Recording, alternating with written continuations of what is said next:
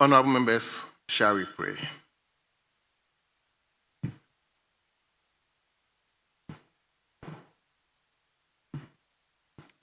Almighty God, we humbly beseech thee to look with favor upon this Parliament of the Republic of Ghana.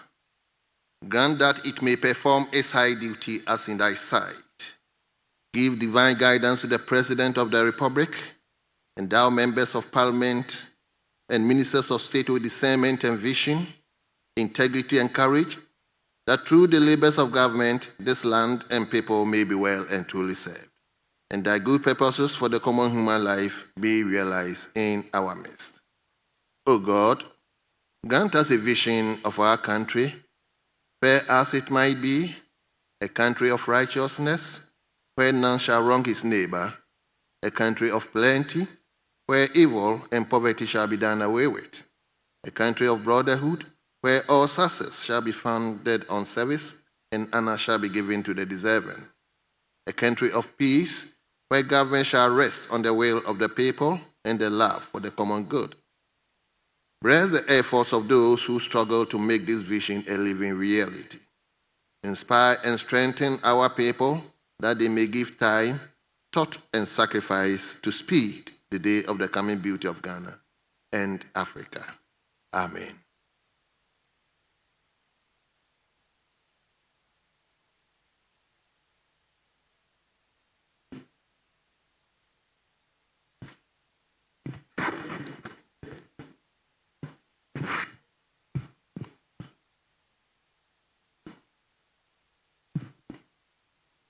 Honorable members, even though today marks the beginning of the week, I will indulge you to skip item 2.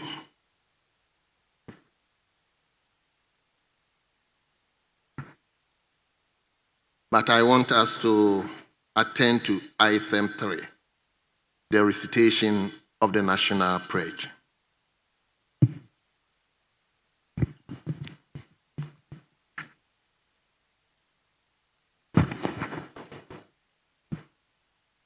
National pledge.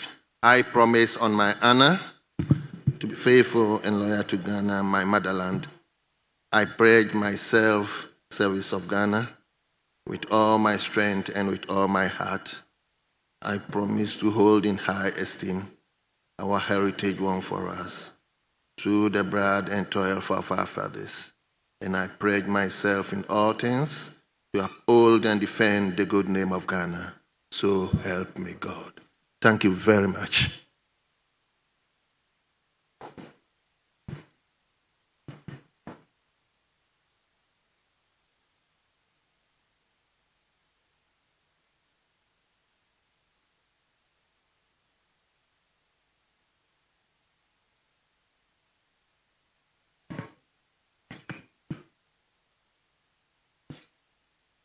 Honorable members, let's turn to item 6.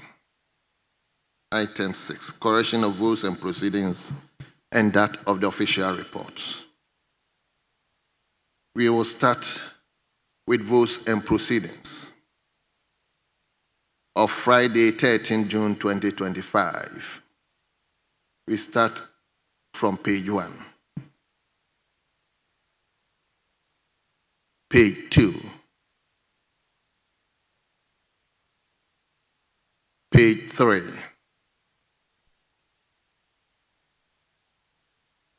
Page 4. Page 5. Page 6. Page 7. Page number 8. And finally, page 9. Yes, Honorable Member for Afajatu. Speaker, thank you very much. Page 9, item 9, line 8. There is a word which is supposed to be member and is wrongly spelled. If the clerk at table could take note and delete Yes. and correct accordingly. Very Thank well. you. Moved by the Honorable Minority Leader and Member. Thank you, my brother. Table, kindly take note. Yes, Honorable Member for Kwadaso, Professor Nyako. Honorable Speaker, on same item 9, line 1, 2, 3, 4, the fifth line, members' motion listed as item number 16. This a nuance observation. Number 16 is not wrong, but normally when Mr. Speaker sits in the chair, he will indicate item numbered. So I want us to check and be sure whether to be item numbered 16 or the number 16 is correct. But what do you see? Have you checked yourself? So that's why I said earlier on that I don't see any sharp distinction between the, but that is what I hear Mr. Speaker always saying, item numbered so and so. Then under adjournment 10, the last sentence, o'clock in, we should separate o'clock from in. This is a minor observation that we need to separate. There's not o'clock in, it is o'clock in. Very well. Thank you. Table, kindly take note of. Yes, Honorable Majority Chief Whip. Speaker, respectfully, the correction that my brother Dr. Nyaku seeks to effect cannot be, because this is a reproduction of the item numbers captured on the order paper the day of the proceedings that we are correcting. So it cannot be stated in the past tense. It's a reproduction of what was captured in on the order paper. Fair to my respected chiefship, my point is that I've made an observation and I'm seeking your guidance per what is captured here and from what I hear Speaker saying when he sits in the chair. So this is something I'm asking from you. Thank you.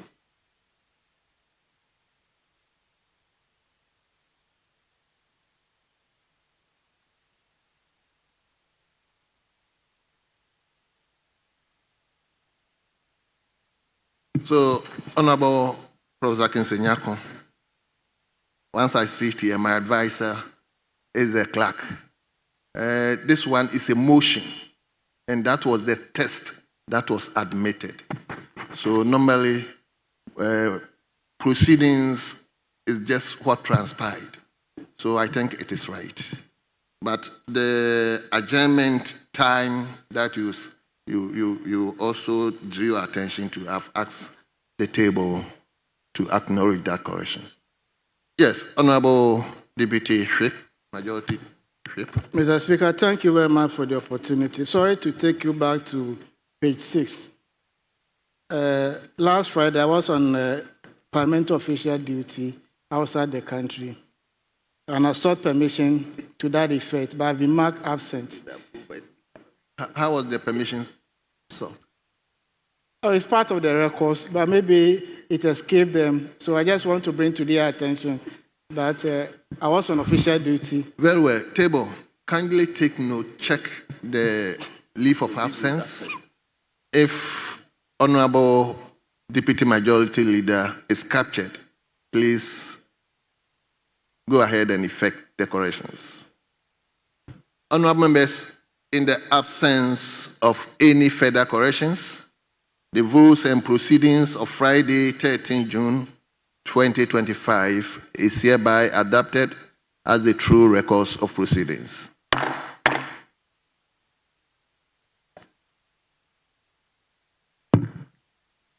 Honorable members, I have in my hands the 4th June 2025 edition of the official report. 4th June 2025 edition of the official report.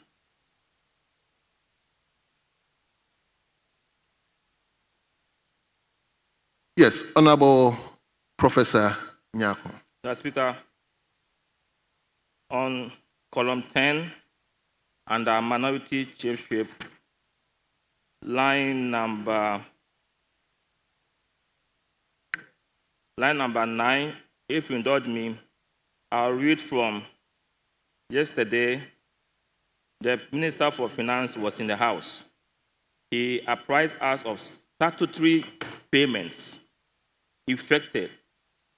District Assembly's Common Fund, National Health Insurance Authority, and Ghana Education Trust Fund. My concern is that even though it is something the leader said, I'm thinking that National Health Insurance Authority is not a fund. Probably he had said fund, but the fund was not captured because it has here National Health Insurance Authority, which is not a fund. So I had to contact him, and it seems that the fund is omitted. So we need to check some of these things. Otherwise, if we say that verbatim report, at times the higher office can unintentionally omit some words that will make the test not quite meaningful. So this observation I'm bringing to your attention.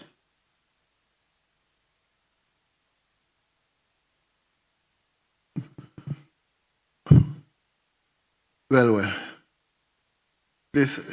Yes. Speaker, thank Honorable you for Majority Whip. Speaker, thank you for the opportunity. Speaker, column 114, paragraph 4. What I said Which page? Which page? Speaker, page 114, I should say, yes. Column 2. Page 114. Can you hold on to finalize what Professor Nyakun just said? Great. Because I'm not actually in the same page with him. Oh, so this is official report, 12 June 2025, column 10. Column 10 under minority chief whip. I'm saying that if you read from yesterday, the Minister for Finance was in the House. He apprised us of statutory payments effected. District Assembly's Common Fund, National Health Insurance Authority, then Ghana Education Trust Fund. And I'm saying that the National Health Insurance Authority is not a fund. So there's a possibility of an omission of fund. So it should be National Health Insurance Authority Fund, not just the authority. So help us with the. So either he used the establishment, but I'm saying all that's lacking is the fund. Otherwise, the fund is called National Health Insurance Fund. But because he said National Health Insurance Authority, then it's appropriate to add a fund to it to make it meaningful. Because the authority in itself is not a fund. That was why I had to discuss with him for it to allow me to weigh the matter up. Thank you. Anyway. Yes, table. Yes, Honorable Majority Chief. Speaker, 2 small corrections. Page 63, column 1, paragraph 6. The comment standing in my name. Page 63. Yes. Column 1. The page 63. The comment standing in my name. You should read, Mr. Speaker. That may be the prayer from him when we started. The hymn is missing. Yes. Then page 114. Again, the statement standing in my name. Mr. Speaker, we have under urgent questions, that is item number 7. We have 1 outstanding in the name of Honorable Osahin. So the 1 has been repeated. Yes. Okay. 1 should be deleted. Thank you very much. Okay. Table, kindly acknowledge the corrections. Any further? Honorable members, in the absence of any further corrections, the official report of 4th June 2025 is hereby adopted as the true records of proceedings. Honorable members, again, I have the official report of 5th June 2025. 5th June 2025. I take it again, the official report of 5th June 2025. Yes, my brother. Yes, Mr. Speaker, column 38, the sentence that begins with Mr. Agboja, Mr. Speaker, the column 38, let me follow column you. 38, yes, please.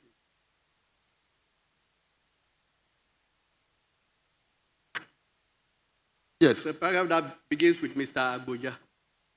Yes. Mr. Speaker, the preamble of my answer suggested that this project is a very important project and indeed very dear to everybody, including the Vice President, His Excellency Dr. Mahmoud Bawumia. I think it should be former Vice President instead of the Vice President.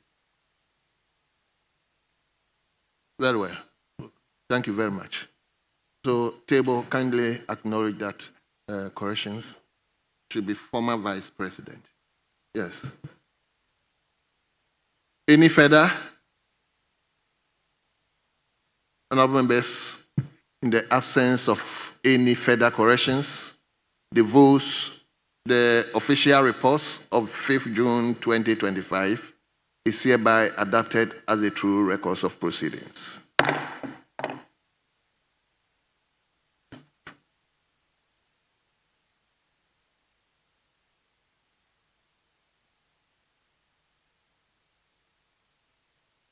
Honorable members, before we move on, let's turn to the public gallery. We have our children who have come all the way to witness their representatives. We have 3 schools, and the first school is Presec Basic 1 and Presec Basic School.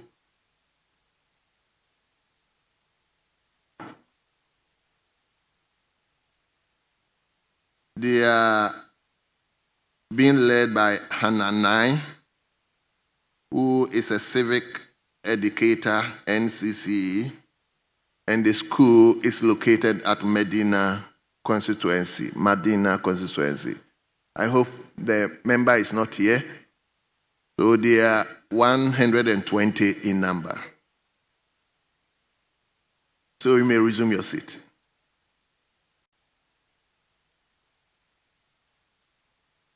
The second school is Journalists International School. Journalists International School. They are here being led by Christine Pobi, who is the assistant headmistress, and the school is located at Pong Katamanso constituency. Pong Katamanso constituency. The member is also not here. And they are here, the number is 58. 58. The last school, you may resume your seat, please. The last school is University of Mines and Technology. University of Mines and Technology. They are being led by Emmanuel Jan Ansa, who is the Speaker, UMAT Students Parliament. UMAT Students Parliament. And the school is located at Takwa in Suayim. And they are 34 in number.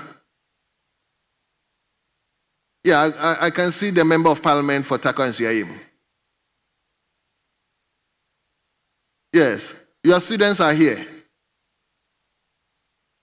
Are you aware that they are here? Very well.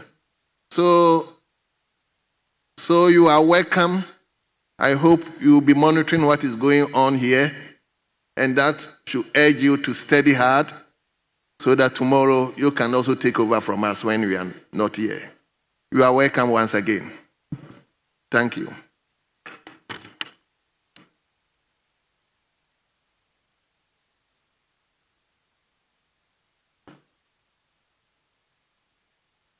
Honorable members, we will turn to item 7, statements.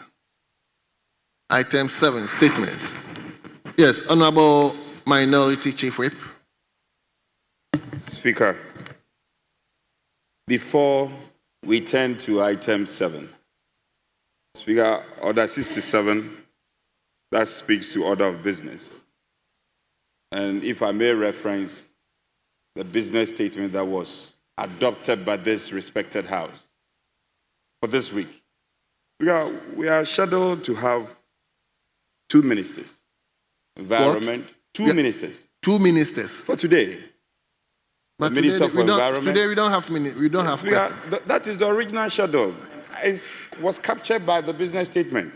The Minister for Environment, the Minister for Trade, Agribusiness and Industry, they are scheduled to be here today.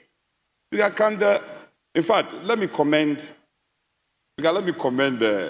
my good friend on the other side, my chief whip, the majority chief whip.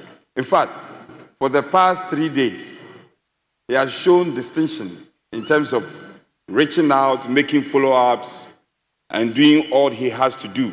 But it's not complete.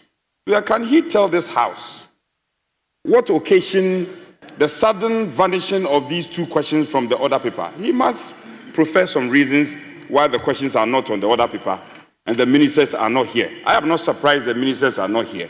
But why is the question vanished from the order paper? He must tell this House something.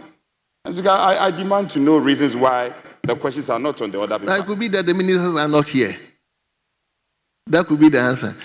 Because personally, he will answer. Personally, yesterday, I had wanted to do some business at the Ministry of Trade.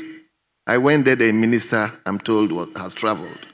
So, anyway, Majority Chief Whip, just address the Speaker. issues raised by your colleague. Speaker, may I, before I answer my brother, may I pray you to vary the order of business so that we take other paper addendum and then we will take it. We are going to take it definitely. Just respond to him. Let me leave the generals and move to the specifics. My brother is aware. In fact, he has copies of the letters. In fact, by procedure, he's copied. He has all the letters from these ministers who have humbly prayed the House to have their time with us today, scheduled to some other time. Indeed, some of them will be here tomorrow, including our own brother, the Honorable Minister for Rules, who is scheduled for Thursday, for instance.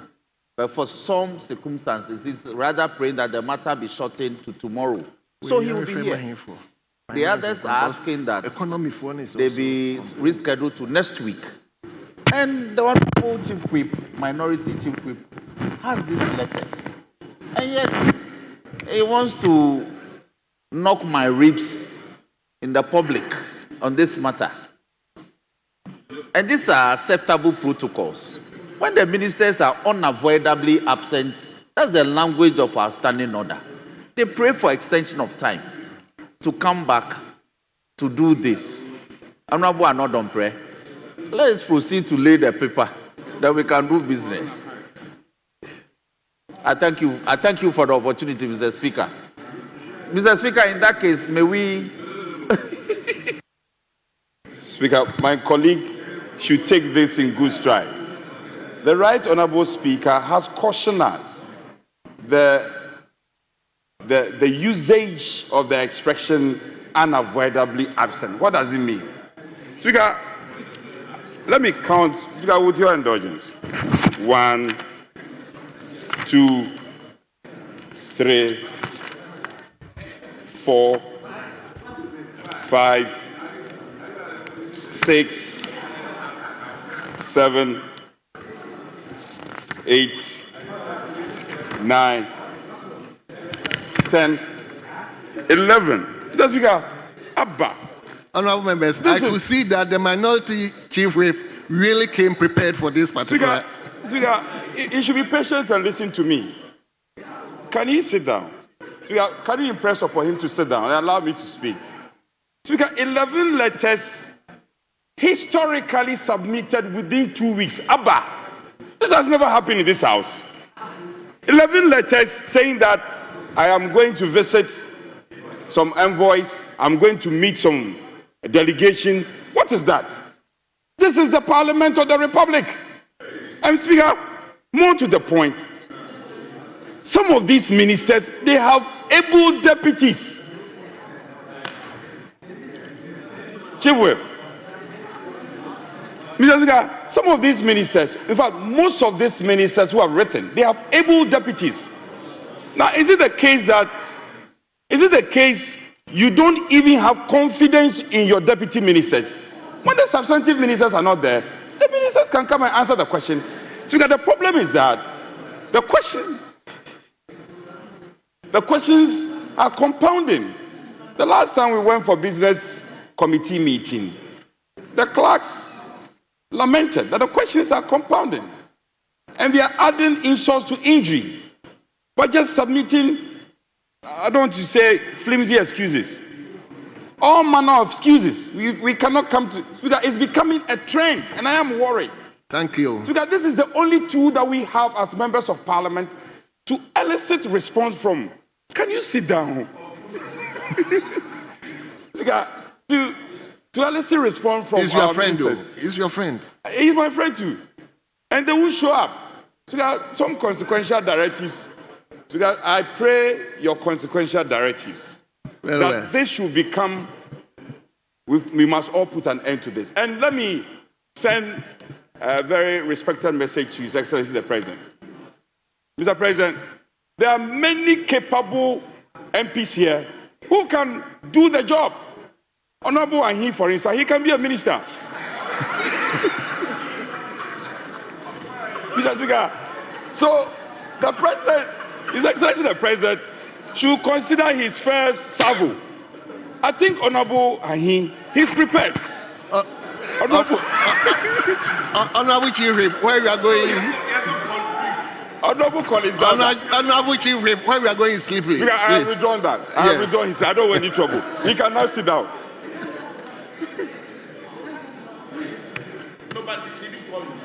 So, Speaker, the President should consider other capable, and you see the way they are looking at me. Well noted. Concluding. Your concern is well noted. I'm concluding. Speaker, I am your friend. He should take it in good stride. He should develop a thick skin. And he should take that. When he was here, he was throwing salvos. Now he can't even take it. Our colleagues are at the back. They are all yearning, and they can do it. The ministers who are not showing respect, and I don't want to mention, if I mention the road minister's name now, they will say that I'm biased. But in actual fact, so that you bear witness, he is always in the chamber. Yes, that's right. The other minister should take a cue. Chief Whip, you are working. Your ministers are making your work difficult. Without more, I thank you for your audience. But Honorable Anodompe, with this admonition, I think henceforth, if the substantive minister is not here and the deputy comes to answer questions, we will take it in our strides that they are part of the ministry. Because most of the time, the deputy will come and we will be resisting as well. So based on what we are saying, I think if the substantive minister is not here and the deputy comes here to answer questions, we will allow the deputy to do that. The mood of the House will determine that. Yes, Honorable Majority Chief Whip. Speaker, just to say that the foreign minister, one of the core functions of the foreign minister's jobs is to also meet with envoys. So it shouldn't be whimsically said that he wrote to Parliament because he wants to go and meet envoys, as if it's not important. So that having been said, Speaker, may I pray you that, you see, the ministers are coming. You see, they're coming. Mr. Speaker, may we take the other paper then, the item on the other paper then. Thank you very much.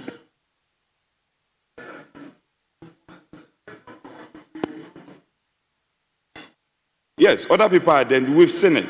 You see, this, we had conclave. At least just keep us informed. This is a surprise, leader. Really? Very well.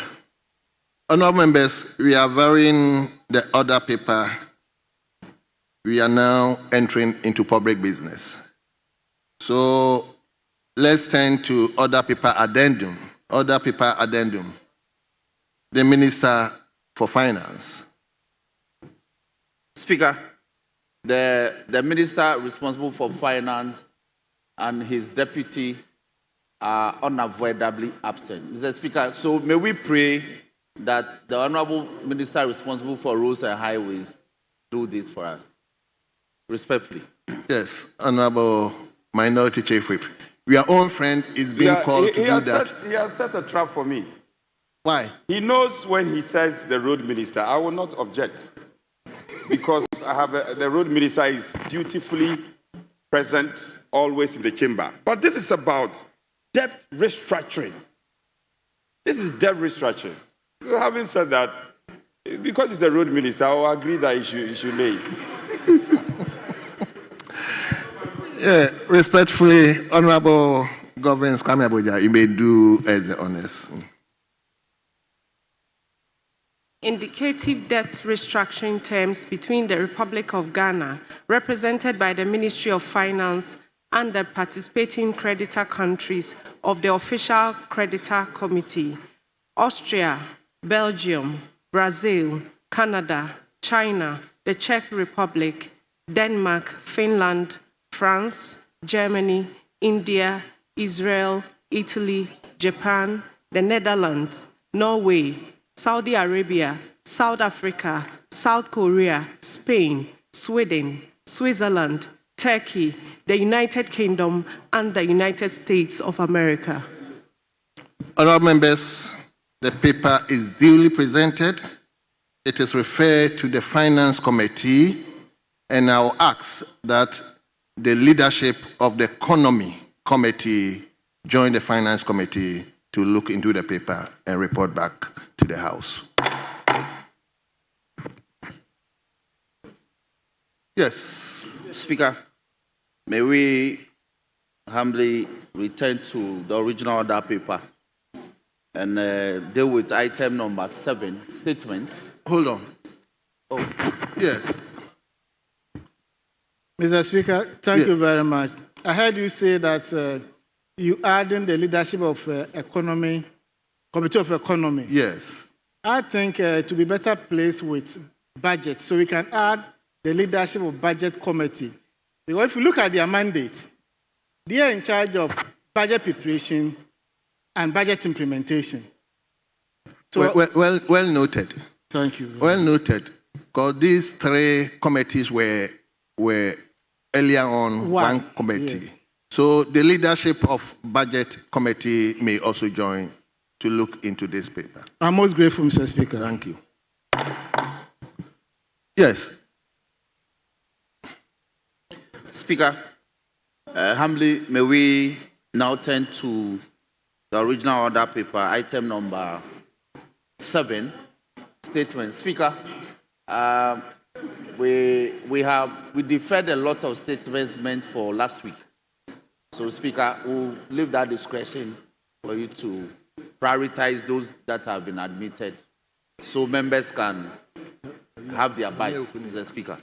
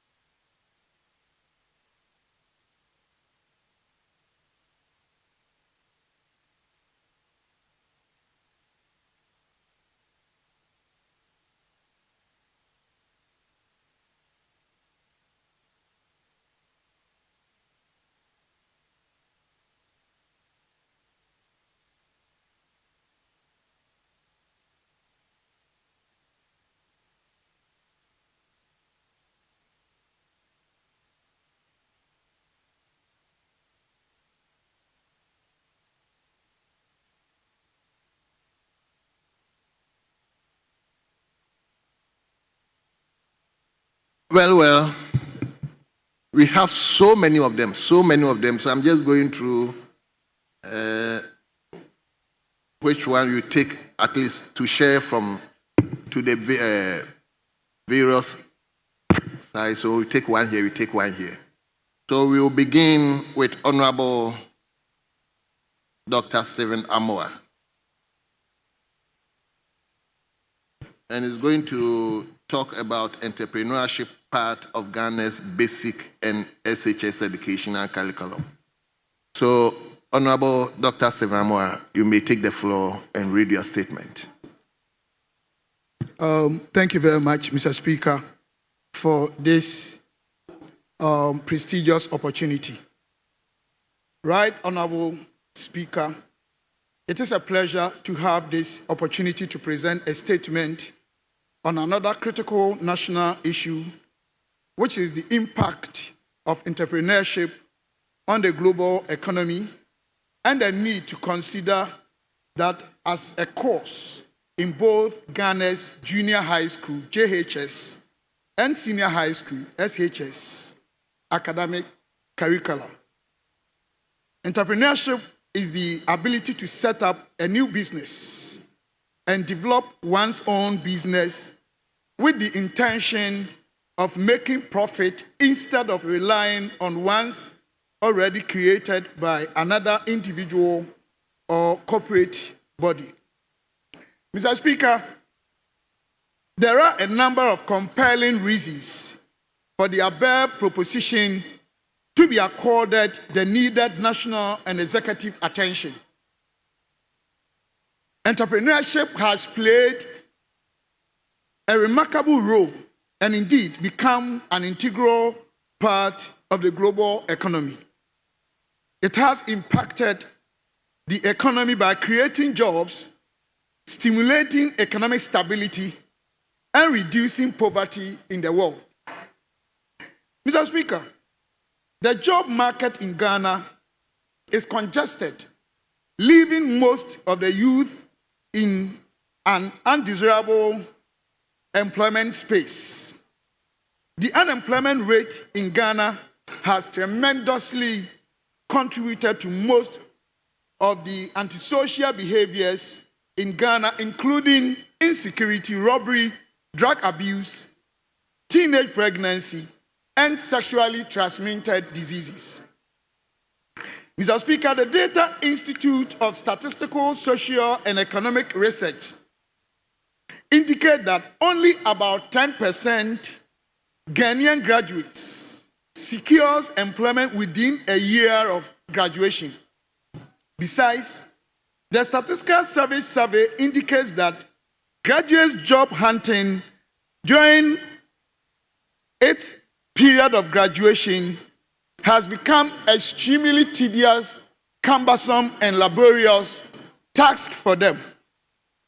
In Ghana, according to the Ghana Education Sector Report, about 109,874 graduates from the university education annually get their completion.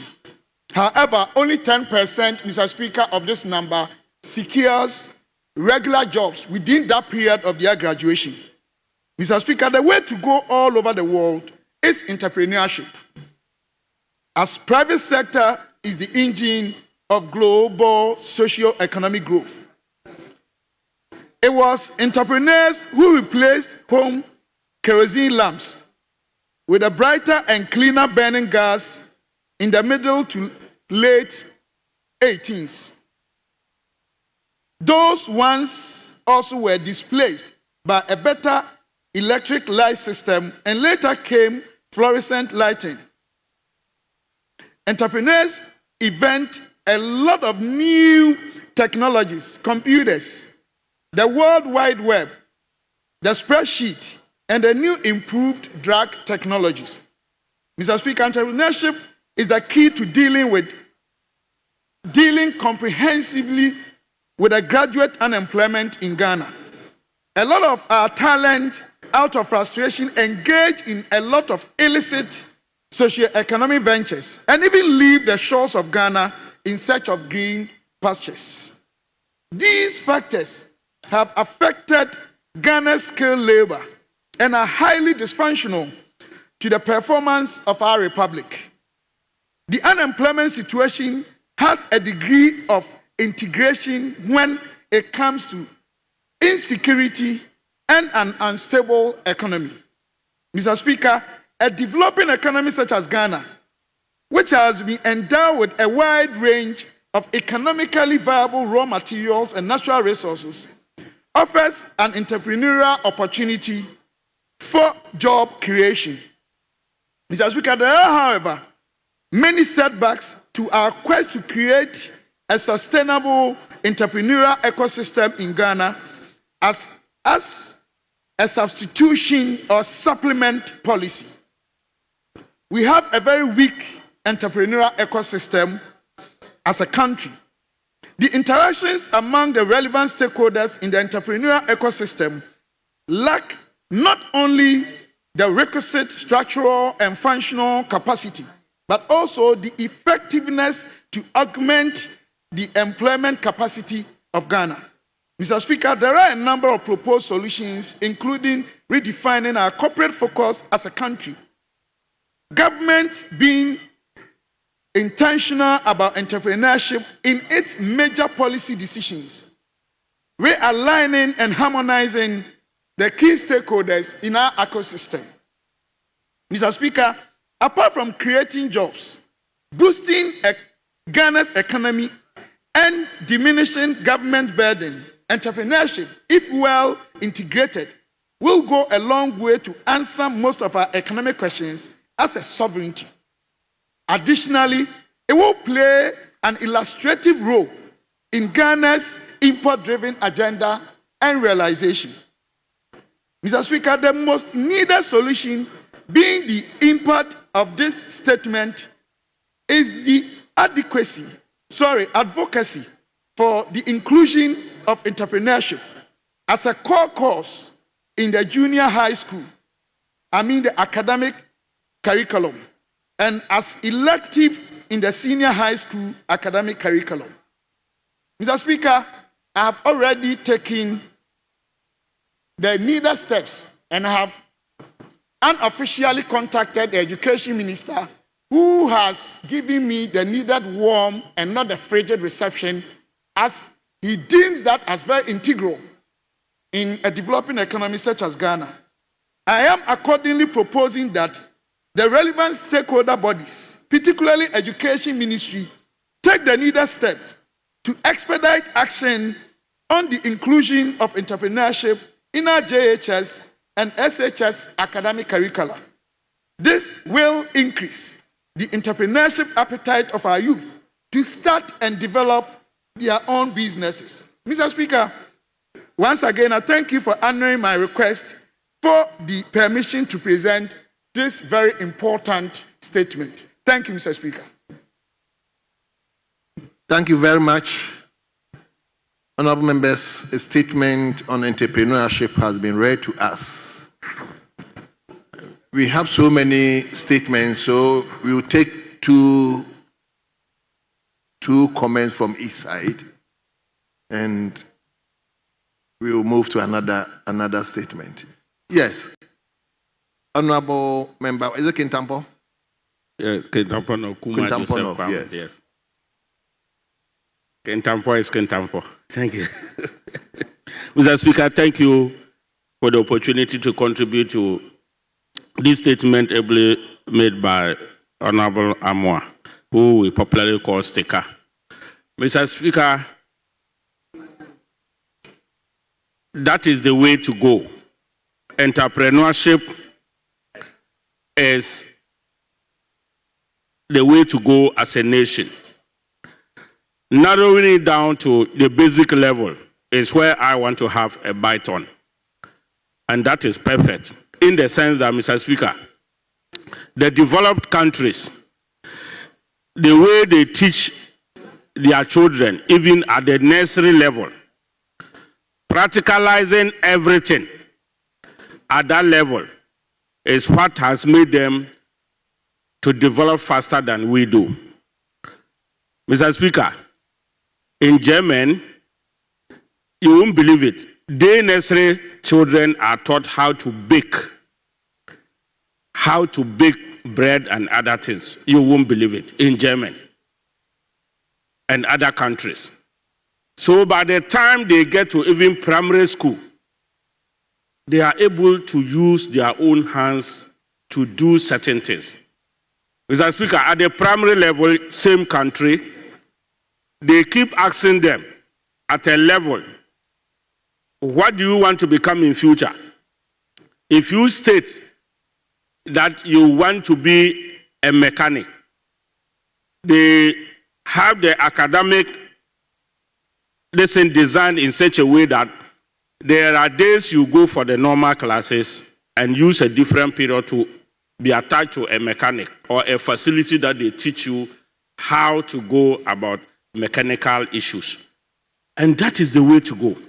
So the proposal or the suggestion that we should let entrepreneurship be part of our basic school curriculum is a welcome idea. And I feel, Mr. Speaker, we shouldn't just take this statement as a light issue and drop it in the chamber here. A good referral, Mr. Speaker, I am appealing, would do the trick. Thank you very much. Thank you very, very much. Yes, let me move to Manhyia South. Thank you very much, Mr. Speaker. Mr. Speaker, this is a very brilliant statement. And it's very important we place a lot of emphasis on it. Mr. Speaker, when you go to a country like Germany, it's the entrepreneurs, particularly small-scale enterprises, that provide the needed employment for people. But when you come to our country, the contrary is what prevails.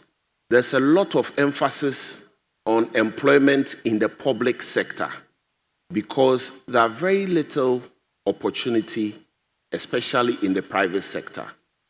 And so these are the gaps that, Mr. Speaker, the private sector, particularly the entrepreneurial community, Mr. Speaker, this is where they fail in.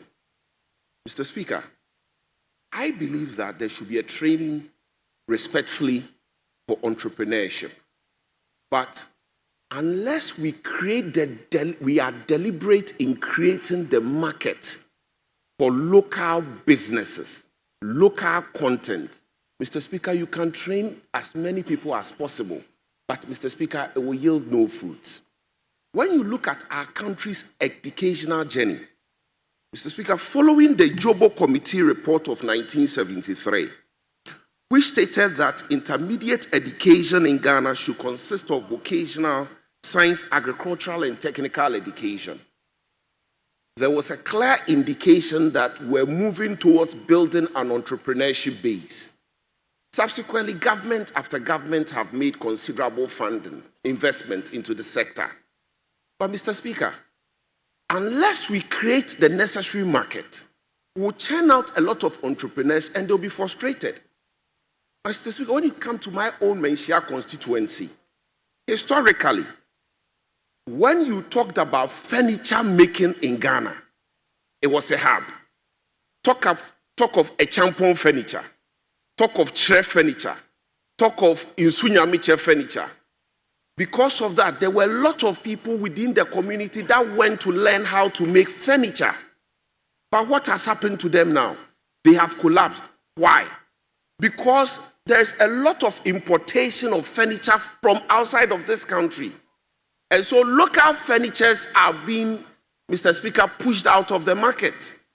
And so people would then be demotivated from going into that industry. And so there has to be a deliberate effort on the part of government to use its purchasing power to create a market for local entrepreneurs. That will make it attractive. That will incentivize other people to go into entrepreneurship in Ghana. Thank you very much, Mr. Speaker. Thank you very much. Yes, let me go. You've pushed yourself into the middle group. Let me go to the back. Yes, my brother. Thank you very much. Which constituency? Pro East. Pro East, yes. Okay, thank you very much, Mr. Speaker. I want to add a voice to the very statement by my landlord in Ashanti region, Stika. I live in the Menshia constituency. So I want to contribute to this statement. In fact, it is something that we all have to, in a way, prioritize as a country. It will interest you to know that graduates from the university who pursue entrepreneurship and finance are out there on the job market looking for jobs. That is quite an intriguing one. We spend resources to train our youth in entrepreneurship and finance, and yet they flood the job market looking for government well-paid jobs to be recruited into. The question is, why then as a country do we have to have a special course or a program called entrepreneurship and finance, and yet the graduates from such programs end up looking for white-collar jobs on our market? It's a simple question, and the answer is well known to us. And this is because we haven't spent resources as a country to train up what we desire, what we want. Today, Mr. Speaker, it will interest you once again to know that we have young artisans who are into the POP designs, who are into the design of some mortar and bricks, who are being moved or being migrated from neighboring countries like Togo. And when they come, they take up the jobs, they don't sleep. They work 24/7 to get this work done. And contractors in this country are paying huge sums of money to these young ones. Yet we have CTVET, where they are responsible to give accreditation to our young entrepreneurs who have learned artisanal skill. The question is, as a country, are we serious to make this thing happen for our young ones? The question the entrepreneur will tell you, or the businessman will tell you, or the estate developer will tell you is that when you give work to our people, they're lazy about. But when you give it to an outsider, an immigrant, he spends the whole night working. So something you need for like 24 hours, you get it done. You give it to a local, and it is not done. Can't we have proper legislation? Can't we have proper framework to get these things done? If not, we'll come to the chamber, statement will be read, everything will be done, yet we will not have the impact on the ground. Mr. Speaker, one thing I want as a house to know is that until we take up entrepreneurship into a different level, there is no way our economy is going to be stable. Because the only way to make things work for us as a country is to identify these artisanal ones and make them work. As we speak, we have blacksmiths in our own environment. Their work are gradually being tilted down. Because what we know them to be doing is this saucepan, the aluminum one, or some of them are into the molding of these local guns, and the blacksmiths are nowhere to be found in work. Yet, the Ghana Army, the police, and all our security services who use gun in their operation go to buy and import basic gun parts, which could have been done by this well artisanal, trained with high intellect. We've neglected them, and we go importation. The question is, who do you give the money to? The Chinese man who has completed year 3 or level 3, who actually is not a diplomat, who is not a graduate, just an SS leaver or a middle school leaver, is able to put their hands to work on these basic things for us to go and import and bring into our country. Yet our blacksmiths, who are fending for their family members, fending for the whole community, are being left to rot because we have so much appetite for foreign product and not local product. Mr. Chairman, Mr. Speaker, I will crave your indulgence. As the earlier speaker said, we shouldn't let the statement die on the shelves of the floor, but rather, I know you are going to give a good recommendation so that we'll sit at it, look at how we should go about it, and then get things done. My humble plea. Thank you. Thank you very much. Yes, let me go to Walwale, Honorable Dr. Kabiru.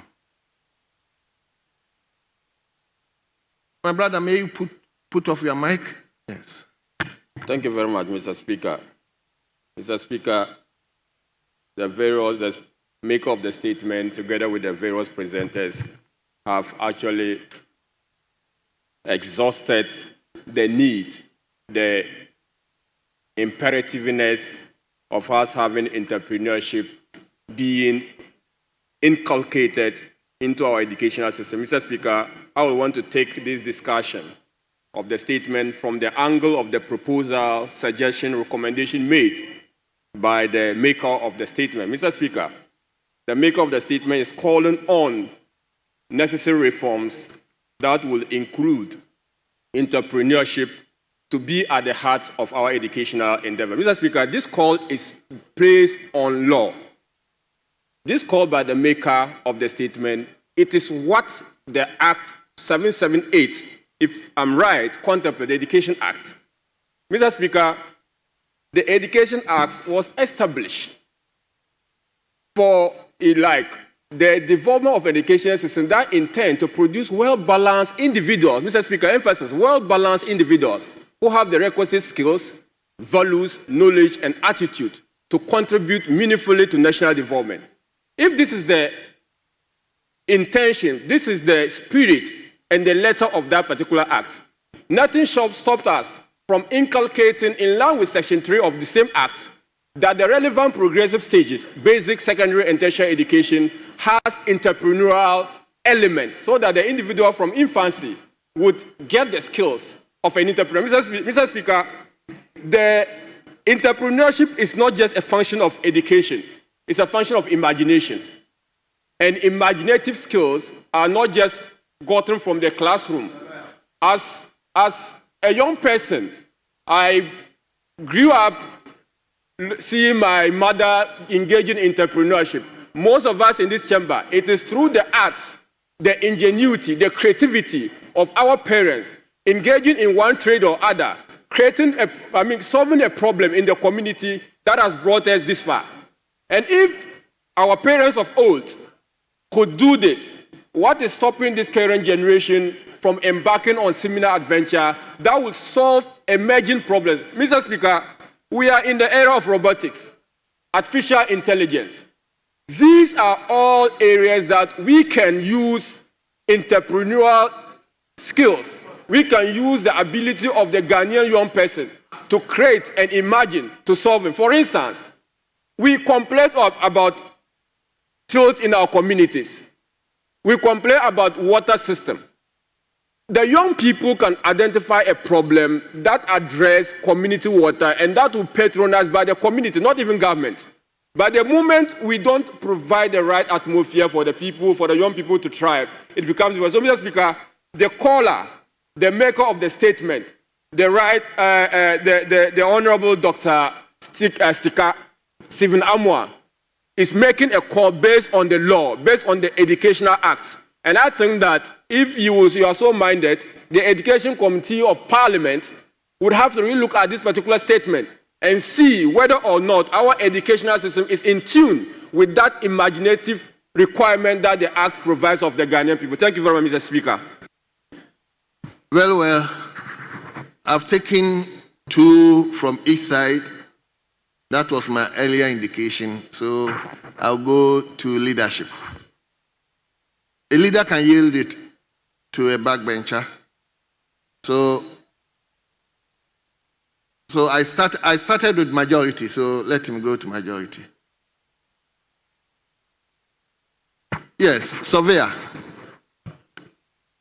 Thank you, Mr. Speaker, and thanks for the opportunity to have a bite on a statement ably made by Senior Speaker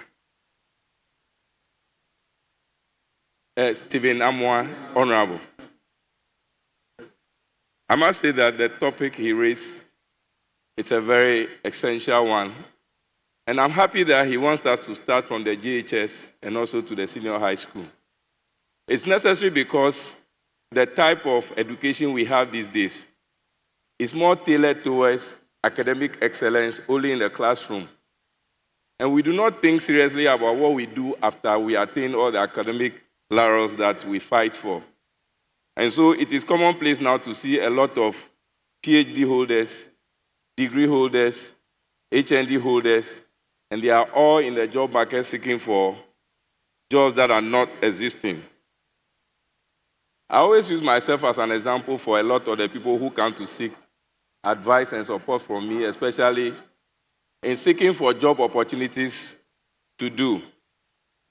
I've always told them that until I came to Parliament January this year, I've never officially received salary from anybody or any institution because I've all along worked as a self-made person. I've gone through the entrepreneurial skills, doing all manner of things until I got here. Even after my professional training, all I was doing was what I did for myself and the things I was able to put together. It is very rewarding to do these things. You have the autonomy to decide when to go to work and when not to go to work. You can decide to call yourself any name at all. You can be the CEO, the MD, anything, board chairman. You don't need anybody to make you a board chairman. You can make yourself a board chairman. You can make yourself a CEO. There is so much flexibility in the way you can do your things. And so it comes with a lot of personal growth as well.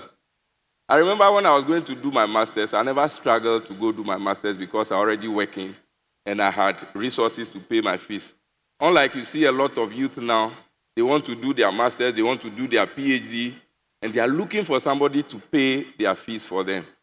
And I tell them, my concentration may be to help those who want to do their basic degrees, but not somebody. Usually, master's is meant for people who are working, have work experience, and want to go and have more of academic experience. But these days, you see everybody, I want to do my master's, I want to do my PhD. First, they have not even tasted any kind of work before. And so I just want to say that it is good my brother has raised this issue. Sometimes when you want to train some of the children to, the human rights activists sometimes come to say that we are engaging children in child labor and other issues. Sometimes it's a way of training. You see people in my constituency, Sogako, running and selling bread. Some sell abolo, some sell all kinds of things. It's all a way of giving entrepreneurial and business skills to these people to be able to, even while they are in the job market proper working, they can do other side jobs for themselves.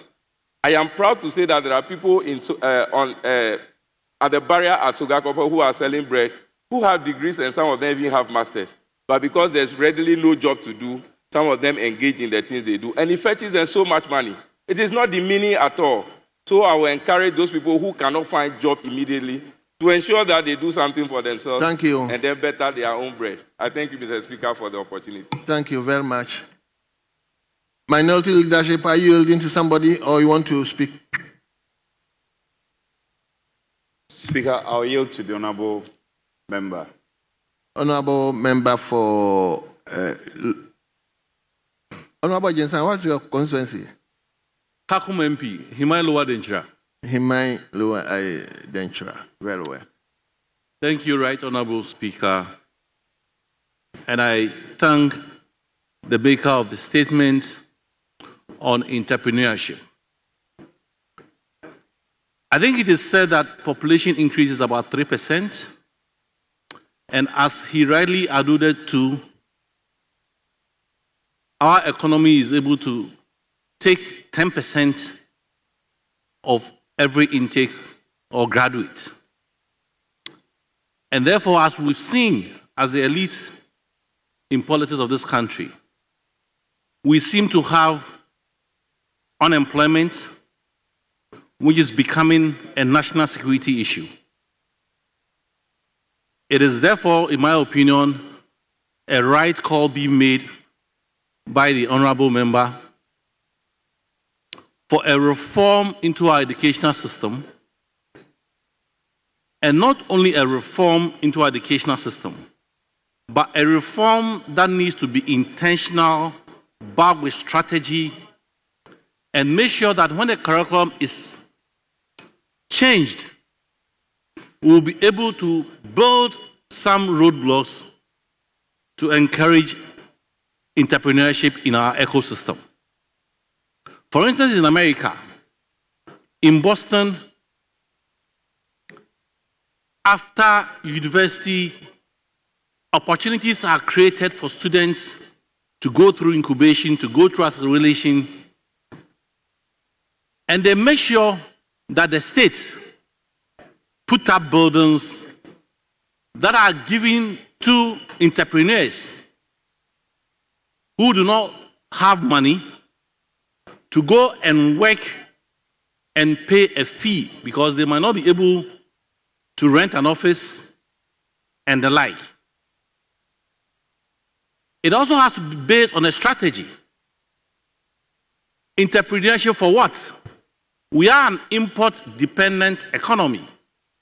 And therefore, if we want to go into entrepreneurship, we must have some selection of key sectors that these entrepreneurs would have to go to. One is value addition in the agribusiness space. Now we're going on IT. So automation, coding should be an area that we need to encourage our youth. The third is technical, that we need to develop so that at least our food processing industry will be able to see some innovations in that area. And on that note, I think, Right Honorable Speaker, you would have to make some consequential orders so that the Minister of Education should, as early as possible, give us some timelines that these entrepreneurship, because of its national importance and national security implication. Thank you so much, Mr. Speaker. Thank you very much. Honorable members, I personally acknowledge the importance of this particular statement. However, I am not inclined to make any referral. And I'm saying this because we've made so many referrals to the committees. And the committees don't report back. Honorable Minority Chief Whip will bear me out. So many referrals have been made to the committees. And they are not reporting back to the House.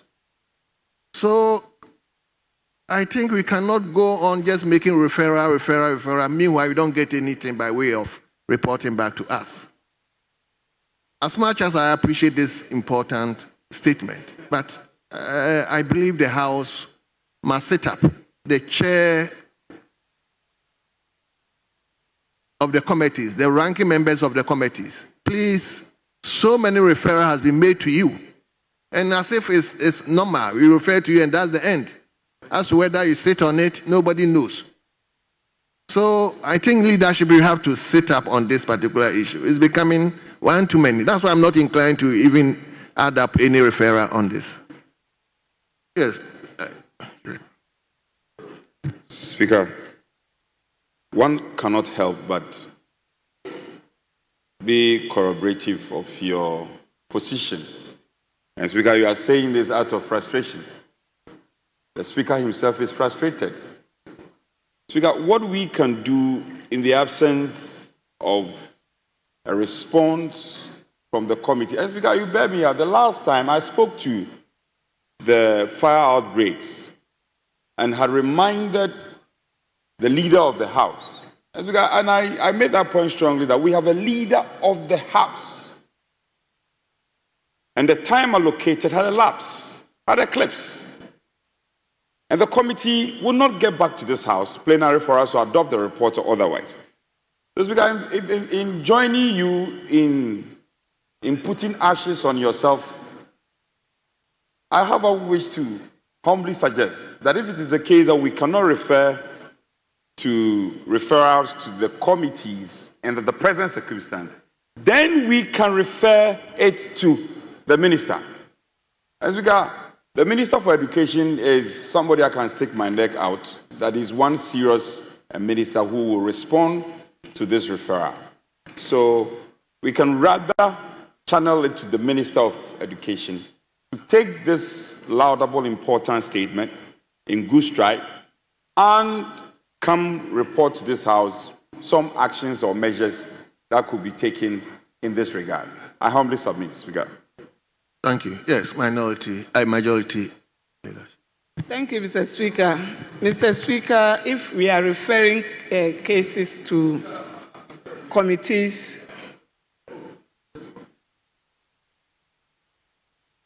Speaker, I heard you refer to them as minority, and that's prophetic. That was a slip of tongue. Honorable Majority, Deputy Majority Whip. Nothing is prophetic in this House because Ghanaians are taking decision, and that decision will stay for the next 40 years.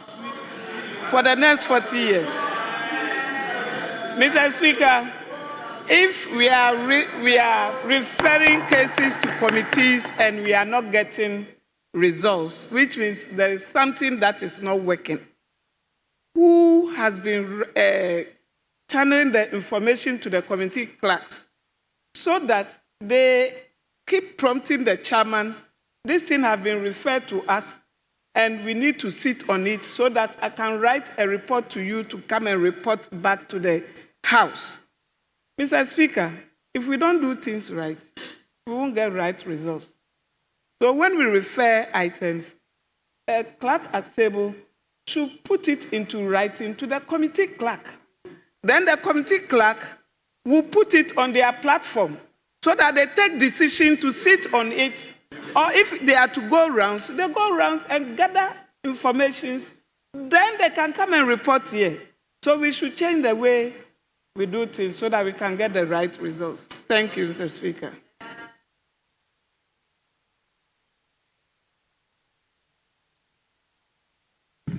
Yeah, Honorable Comfort-Doyo, I'm just being informed by the table that that's the way they do things. They always write to the committee chair and inform the clerk to the committee. I think the leader of the House is here. Leader, I have an issue that we need to actually look at. I think we have an issue that we have to look at. We don't have to hide behind it. It is something that is happening for me. It's not good. So many referrals has been made to the committees. And the committees, as to whether they sit on it, is another thing. They don't report back. And it's making some of us reluctant to make any referral again. Because this statement that was read by Honorable Stephen Amoah is a very, very important statement. I think our educational sector should look at trying to inculcate the children into entrepreneurial skills. I think it's very, very important, but I'm not inclined to do that because so many referrals has been made to the committees. So once you are here, we will crave your indulgence to look into this aspect. But once again, that chairman, ranking members, they should take referral that we make to them very seriously. Other than that, it will be as if we are just playing and just doing the referrals. Right, Honourable Speaker, I do agree with you. And so we will engage the chairman and chairpersons of the various committees. I think that sometimes when you make a referral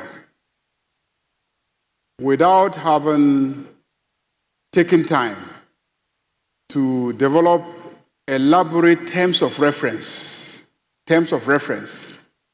for the committee, it becomes difficult for the committee to know exactly what they are supposed to do. Because he comes and makes a statement regarding his views about what our skills training sector should look like to be more effective in building the cadre of skilled personnel that we need to drive our national development. Now, when you say, okay, we've referred your statement to a committee, what is the committee supposed to do with that statement? That is where we have a deficit. And maybe some committees take it and they don't really know, well, the statement will refer to us. What are we supposed to do? Are we supposed to conduct a hearing on the matter, invite all the relevant institutions and stakeholders, confirm the thesis of the statement, confirm whether what they are saying accurately reflects the situation on the ground, test the ideas espoused in the statements, and then come out with comprehensive proposals for the sector ministers to work on, or for some legislation to be passed, or some resolutions, consequential ones, to be passed by this House.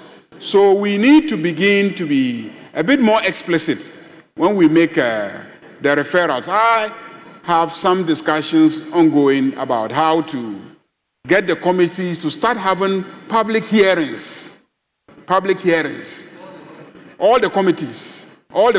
I think that so far, the Public Accounts Committee started having public hearings several years ago, and it's become the most popular committee because they are engaged in public hearings.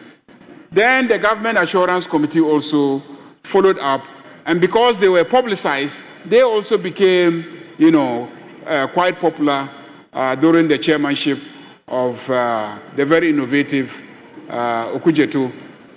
But, Mr. Speaker, there are other committees dealing with matters that are more fundamental in our lives.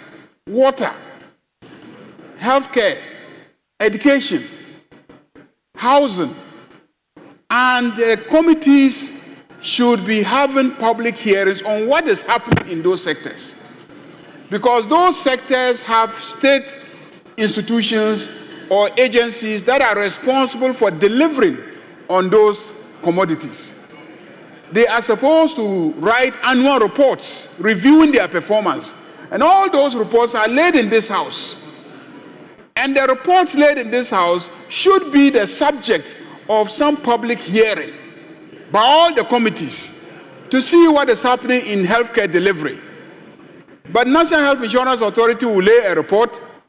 The Director General of the Ghana Health Service will lay a report. The Food and Drugs Authority will lay a report. All the reports are being laid in this House. But the Health Committee will not take all those reports and have a public hearing, invite them, read the reports, question why performance is 20% instead of 90%, question why access is 60% instead of 80%, and put them on the spot so that they know that no institution is going to escape public accountability.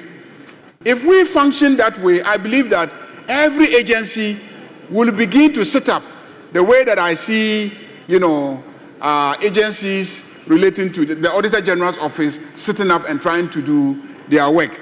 I think that accountability shouldn't only be about money, whether money was stolen or not stolen.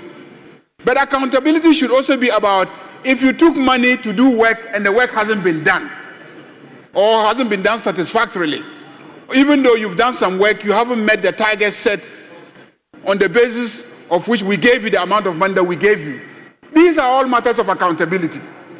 And this Parliament must ensure that every institution is accountable.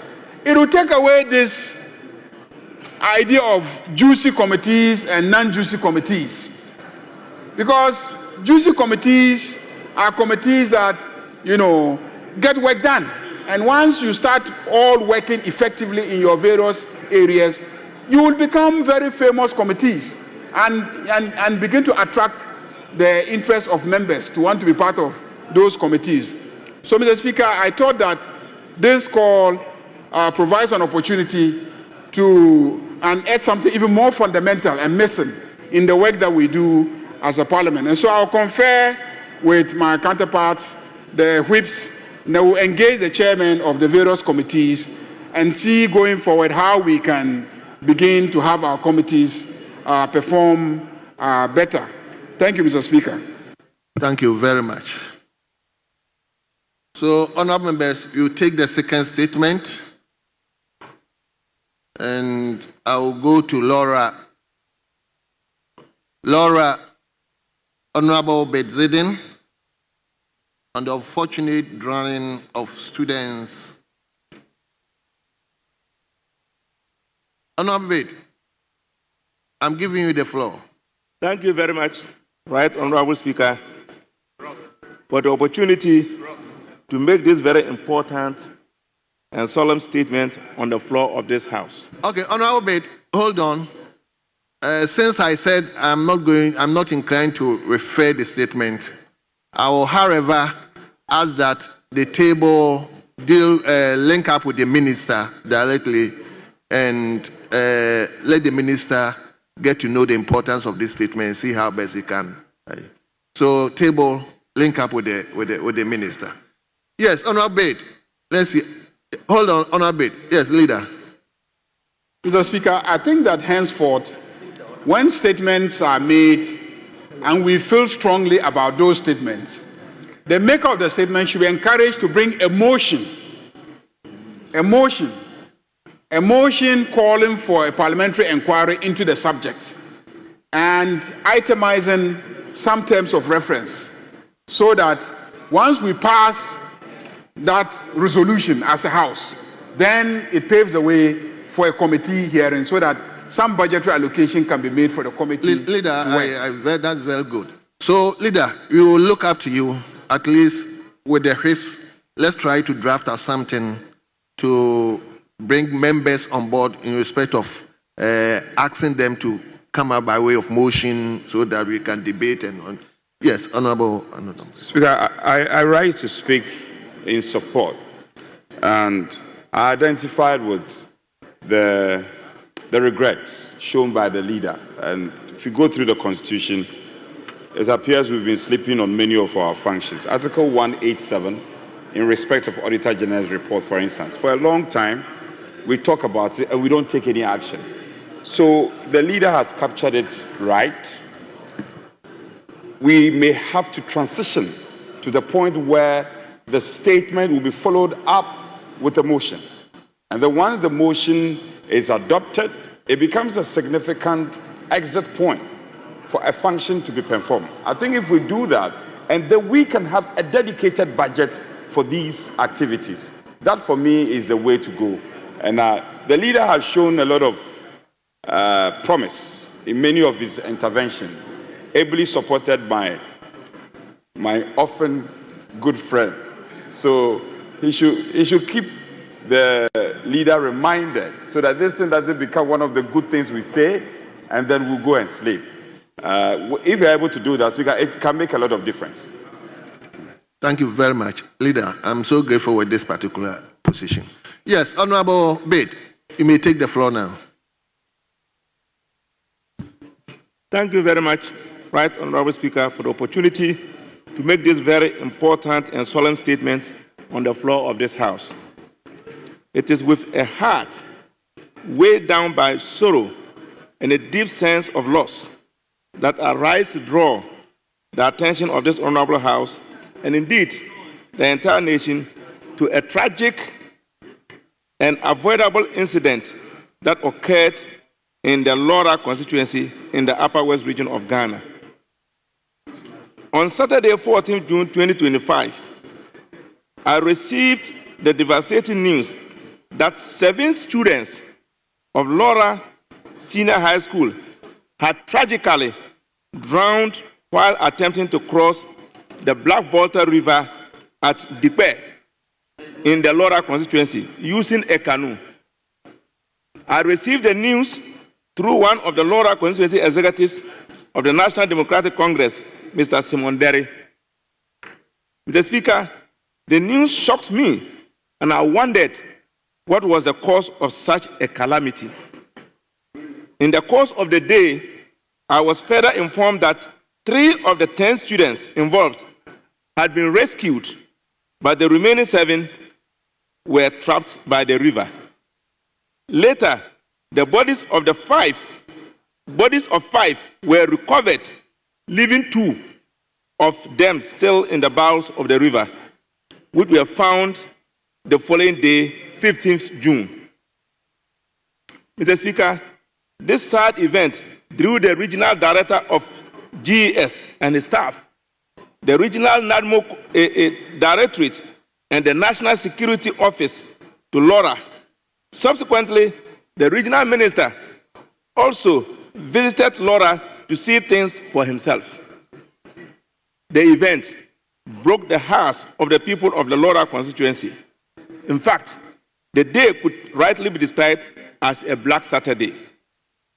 The loss of these promising young lives has sent shock waves throughout the Laura constituency and the country at large.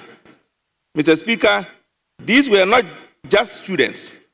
They were the hope of their families, the pride of their school, and the future of our nation. Their sudden and untimely death has left their families shattered, their peers traumatized, and our community in mourning. I wish to, on behalf of the entire Laura constituency, extend my deepest and most heartfelt condolences to the bereaved families. I also wish to express my sincere sympathy to the headmaster and staff of Laura Senior High School, as well as the entire student body of the school, who are struggling to come to terms with this terrible loss. Mr. Speaker, I believe this unfortunate and sad event should be a wake-up call to all of us to be a bit more careful of the way we live our lives, because life is unpredictable. I would admonish all students to conduct themselves with much more care when they leave the parental homes and come to be put in the care of school authorities.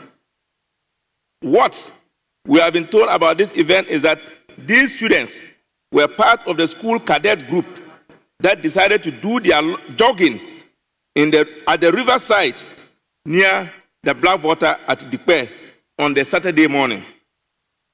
They were 16 in number, comprising 11 girls and 5 boys. At the riverside, 10 of them, 8 girls and 2 boys, decided to join a canoe which was being handled by a young man to take a ride across the river to the Burkina Faso side of the Blackwater River, which forms the border between the two countries, that is Ghana and Burkina Faso. In the course of the trip, water began to enter the boat. The students tried to evacuate the water, but more water entered into the canoe and it started sinking. They got frightened and decided to jump out of the canoe and swim out of the water. Unfortunately, not having been trained in swimming, they could not swim to safety. Their commander, who was outside the river, saw the predicament of his cadets and, being a trained swimmer, jumped into the river in an attempt to save the lives of his compatriots. Indeed, he was able to bring out only 3, while the remaining 7 perished in the river. Mr. Speaker, my information is that out of those who died, 2 of them are from the Laura constituency, 2 from the Dafiama Busie Isa constituency, 1 from Nandom, 1 from Wa, and the last one from Nadoli-Kaleu. The 3 who were rescued are responding to treatment and are currently living with the headmaster in his bungalow. Obviously, the decision of all the 10 students to join the canoe was one of poor judgment. I believe that if only about half of that number, or even less, had joined the canoe, we could have probably avoided this catastrophe. Let us always be guided by the saying that prevention is better than cure, by avoiding obvious dangers in our life. This disaster will certainly put avoidable stress on the school authorities, as well as a huge financial burden on the bereaved families. Mr. Speaker, I believe that what happened could have been avoided if there were life jackets available to the students. Unfortunately, there was none. I therefore wish to appeal to NADMO to take steps to provide life jackets for the Dikpe community and all other communities along the Blackwater that use boats to commute, because that appears to be the only means of transport. This should not be allowed to happen again. Let us take preventive steps, including public education on safety and security. I further appeal to NADMO, the Regional Coordinating Council, and the Laura Municipal Assembly to come to the aid of the Laura Senior High School and the bereaved families by providing support to them in these trying moments. As a stopgap measure, I have decided to procure 10 life jackets as soon as possible to avert any future occurrence. Mr. Speaker, the time has come for us to rise above partisanship and political point scoring. The safety and development of our people must take precedence. The death of these 7 students should serve as a national wake-up call, an alarm bell sounding from the banks of the Black Volta at Dikwe, urging us to act. The former president, Nana Addo Akufo-Addo, in November 2020, came to Laura to cut the sword for the construction of the Dikwe Bridge, a very laudable idea, but sadly, the project has not seen the light of day, whilst the site has turned into the habitats of rodents and the reptiles. Mr. Speaker, on my part, I wish to use this platform to make an urgent appeal to the Honorable Minister for Roads and Highways to take up the construction of the Dikwe Bridge project seriously and as a matter of national priority. We cannot afford to lose more lives. We cannot allow the dreams of our young people to be buried beneath the waters of negligence. Let this House remember these 7 students. 7 students, not just with words, but with action. I have already sent a delegation to go and commiserate with the headmaster and staff of the school, as well as the entire student body. The delegation will also visit the bereaved families wherever possible to express our deep condolences to them. Again, Mr. Speaker, I extend my deepest condolences to the school and the entire bereaved families. May the gentle souls of the departed students rest in perfect peace, and may we, as leaders, rise to meet our responsibilities with courage and compassion. Thank you, Right Honorable Speaker, for the opportunity. Thank you very much. Yes, let me first and foremost go to Sola. Honorable Andrew Chitawe. Thank you, Mr. Speaker, for the opportunity to join the Honorable Member for Laura, Honorable Bezideng Ambatazuma, to send my condolences to the bereaved families of the students who unfortunately lost their lives trying to cross to the neighboring country. Mr. Speaker, following the statement, it is very clear that the students went to the riverside without the guidance of a tutor. Mr. Speaker, I see this as a very unfortunate situation. Considering the number of students that went to the riverside, Mr. Speaker, it would have been good if they had a master or a tutor along. I am very sure that if they had gone to the riverside with a teacher, this unfortunate incident wouldn't have occurred.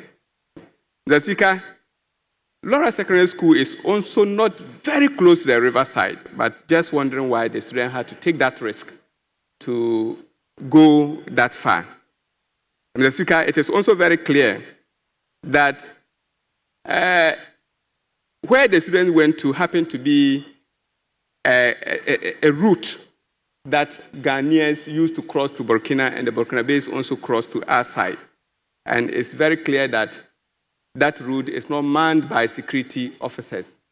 This sends a signal that as a country, all routes leading to other countries that we border, we must endeavor to put security men around the areas.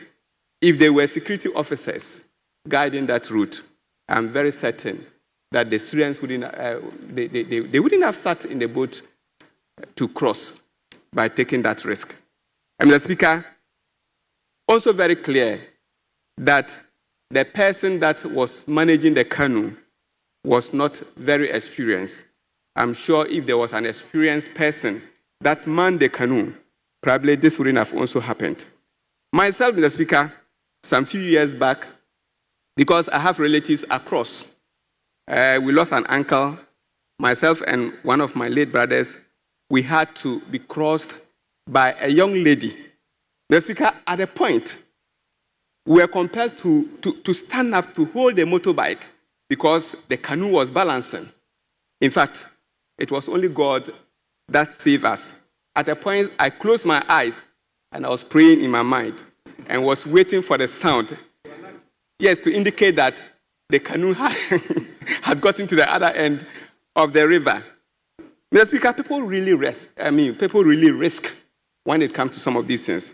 But let me conclude by pleading with school authorities to be very cautious, to be very mindful of the students that we lead, the students that we are supposed to take care of.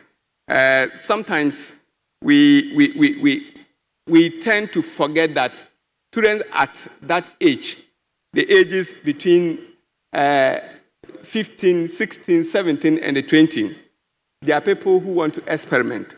And so school authorities must be very vigilant. And also, parents would have to begin to talk to their wards when they are going to school. Let them know that they should not raise their lives to the extent of what the Laura Secondary School students did. Very unfortunate. It has happened already. Let's join hands to send our condolences to the school, the bereaved families, and especially the Member of Parliament.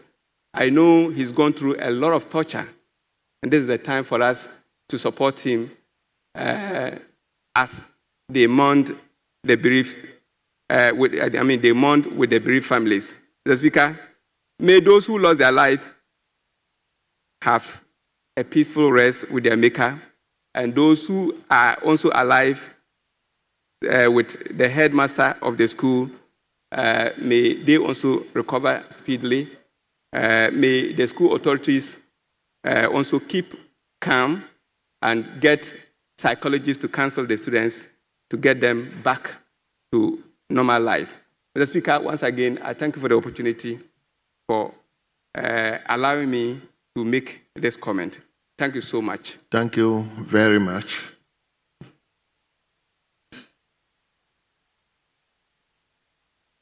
Yes. Let me go to Afram Prince. Thank you, Mr. Speaker. I'm calling you because you also apply a lot on the lake. Yes, that's correct, sir. Mr. Speaker, I share my sadness and condolences with the family of the bereaved in this very tragic moment.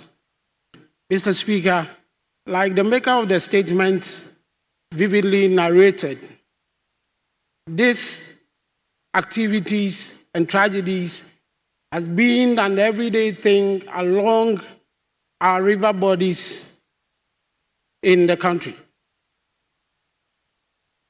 I always have a question I ask myself. What is my responsibility of preventing a tragic event like this, rather than waiting and lamenting of a cure after it's already done? I think there is something that we as a country are not looking at critically. How are we equipping our young ones to cope with the environment and the atmosphere they live in? It is non-negotiable that people will live by river bodies. It's non-negotiable that people will cross rivers, will cross streams, the Black Volta, the White Volta, the Afram, the Volta Lake. How do we train the young ones to master the act of living in the environment they find themselves in? As a young boy, I tried to learn swimming at the age of 6 in the Volta Lake. But at that time, because of lack of such knowledges, our parents, our uncles would beat us to the core.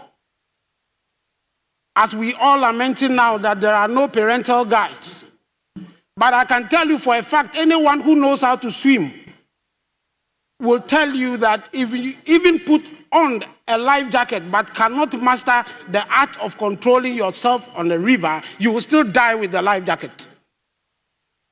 Which means that it was better if we allow and train our children who live around river bodies to master the act of at least being still. But because we do not bring out such policies to equip them on their environment, we end up with these tragic events. It will happen and happen and happen if we don't equip them.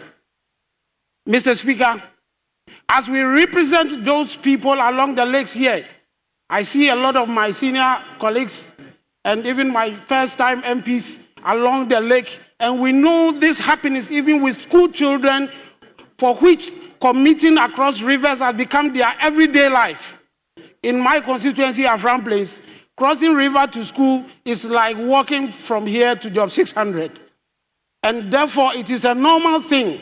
But how are we going to prevent them drowning every time so that it doesn't become a lamentation speech we read here in Parliament? I wish, Mr. Speaker, we direct the offices of NADMO, the Navy, and whoever matters in these matters to start a kind of exercise training our students and young ones along our river bodies, at least to master the act of floating. That is the only way, if we even provide them with life jackets, they can successfully come out of this kind of situation. Mr. Speaker, it's so sad that even between January till now, in Afram Place North, I can tell you this event has happened more than 5 or 6 times, and we couldn't pick any of them alive. But it has become the daily life of the people, so it is just like someone died and someone is buried. But how long are we going to wait until our young ones that will take over from us drown in river bodies before we take an action of equipping them? I will just end it here and say, we have the power as a house to stand and make a decision that will help us to curb further occurrences in the future. Thank you. Thank you very much.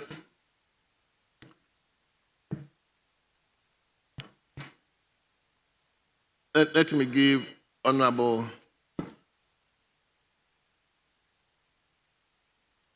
Afram Prince, may you put off your mic, please? Yes. Thank you very much, Mr. Speaker, for this opportunity to contribute to this very important statement made by my senior colleague, the Honorable Member of Parliament for Laura. Mr. Speaker, before I say anything, I want to join this House in expressing my condolences to the families of the students and to my colleague MP and all the stakeholders involved in this matter. Mr. Speaker, crossing the river from Dikpe to our first neighbor, Burkina Faso, should ordinarily not make the news. It shouldn't make the news because it's such a basic requirement of government to see to our security and to protect us in any part of this country that we find ourselves. Mr. Speaker, when school students get on a boat to cross to the other side to Burkina, the excitement is probably not because they want to sit in a boat.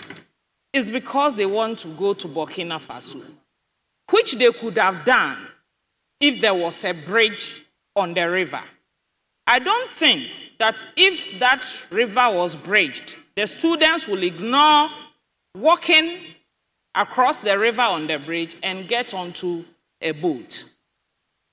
The maker of the statement has alluded to a sword cutting ceremony which was meant to construct a bridge across this river, and yet it was never done. Mr. Speaker, I think that is where we need to place our attention. What are we doing to forestall the reoccurrence of some of these catastrophes. For those of us MPs along the Volta Lake, either the white Volta or the black Volta, we see these occurrences every day. In my constituency of Salaga South, I'm bordered by 46 such communities. And in most of the communities, there are no schools. Most of the communities don't have a healthcare center. So when a woman is in labor at midnight, in Sope, they will put the woman on a boat and cross over to Yeji. That is where the nearest hospital is. And I've asked myself, don't these people deserve, when we were in secondary school, every secondary school had a sick bay. For the want of a better word, just something, a facility equivalent to that of a sick bay, where sick people in these communities can be attended to and given first aid before they are moved to the next health center. Mr. Speaker, that is not the case. When I moved from Salaga to go to Akamade, where I've been struggling in the last 6 months to put up a school, because even government of Ghana won't go there to put up a school, no roads, no way to carry building materials, you have to cut everything, including sand, on a boat across the river. And I've been doing that for the past 6 months because they don't have a school. So every day, they are on a boat, they cross to Agege in my brother Honorable Jinapo's constituency to attend school and back. And this has been going on until I found an NGO that was ready to help me to construct a school in this community. Mr. Speaker, when I sit on the boat from Kafaba, 3 hours I'm on the lake, going to Akamade, and as if the sun and everything that is inconveniencing you is not enough, you don't sight a single speedboat situated on the lake to take care of people who are using the lake in any eventualities. Zero, Mr. Speaker. There is no such thing on the I traverse the Volta Lake from Kafaba to Akamade. I do Kafaba to Kijewu. I do Makango to Yeji. There is no boat ready to offer help in case anything happened to us on the lake. Mr. Speaker, these are the bigger issues that government has to address its mind to. And that is why, for me, in February, when we read the report that the Defense Ministry had partnered the road minister to construct a bridge across a stream in Asokwa, I think, in the lower Achim constituency in the eastern region. It's Asokwa. We were very excited. And Mr. Speaker, that very day I read the report, I sat behind my desktop and I wrote a very beautiful letter to the road minister and the defense minister, asking for similar collaboration to address about the same problem in Sarkingona Kura in my constituency, where the children, you don't know how to describe that water body, whether it is a pond, whether it is a creek or a canal, because it depends on the time of year when you go there. Its characteristics changes. But what is constant is that the school children are on the lake, on the canoe, on rafts, ferrying adults like me across, because I have to go and campaign in Sarkingona Kura. And when I have to go there from Kibatito, I have to sit on the boat. And these little boys have to paddle me across to the other side. No schooling, no health care. This is Ghana. Mr. Speaker, legislators, the executive, I think we need to understand that Ghana is not Accra, Tamale, Kumasi, Takrade. Ghana includes Kijewu Bato, Adevukope, Atayi Kura, new no man's land. Sarkingona Kura, Mataheko, Accra Pe, Chakara. They are all part of this country. And so when we are allocating the natural resources of this country that all of us are entitled to, we must remember these people. Thank you. Very touching comments. Fortunately, the road minister has responded to my letter, and by the grace of Allah, he's promised to put a steel bridge on that creek so that at least we can all move in comfort.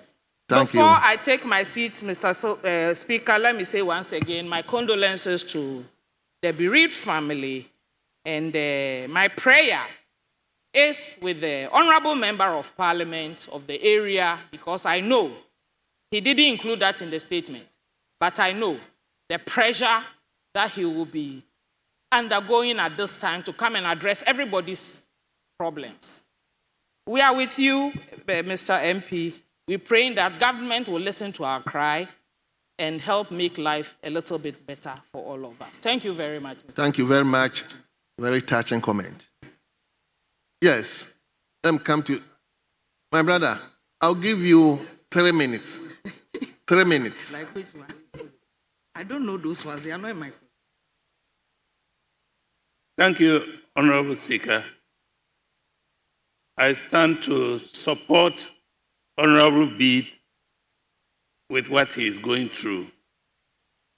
I share a boundary with Laura, that is Nandom, and also the same Black Volta runs through our 2 constituencies.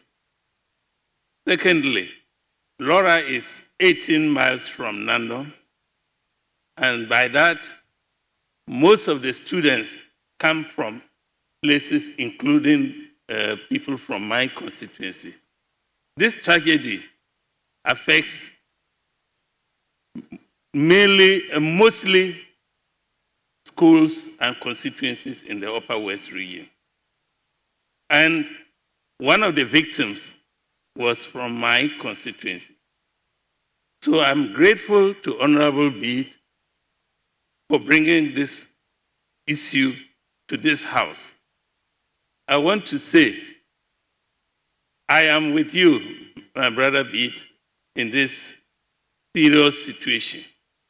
I can imagine as a parent that I'm home, then all of a sudden I hear that my child drowned in the Black Volta. It will be very devastating. What I want to say is, in the narrative, he made mention that the cause was that the canoe had a hole and water was seeping into it. This is a very serious issue. Along the Black Volta, there are many points where people cross from Ghana to Burkina and vice versa. I am not sure anybody has had the time to ever inspect the canoes that they use. If it were so, maybe this situation would not have arisen. Panic was one of the issues. And I want to suggest that NADMO should add inspection of these canoes to its normal duties. We don't wait until there's a disaster and we come and make beautiful speeches here of sympathy and whatnot. But the life, you cannot bring it back.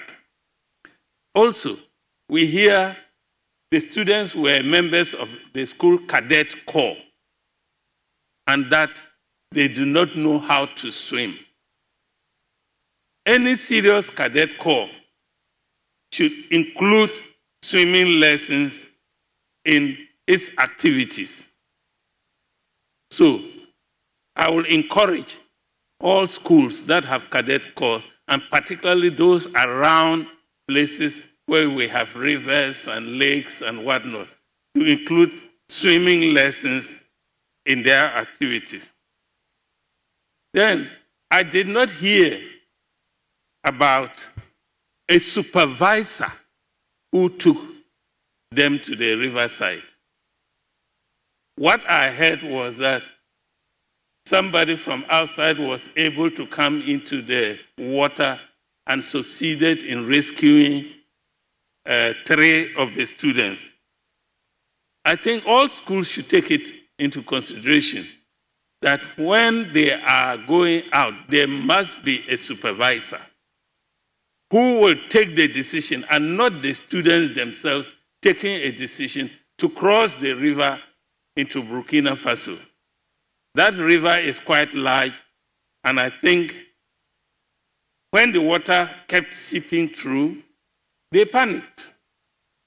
But if they were a supervisor, he could have just called upon them to keep calm and that he will manage the situation.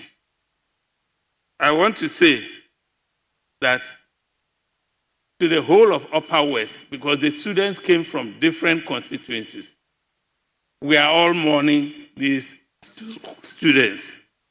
And I want to tell Bede, we will all support what you are doing, because I also have very many crossing points from my constituency into Burkina Faso.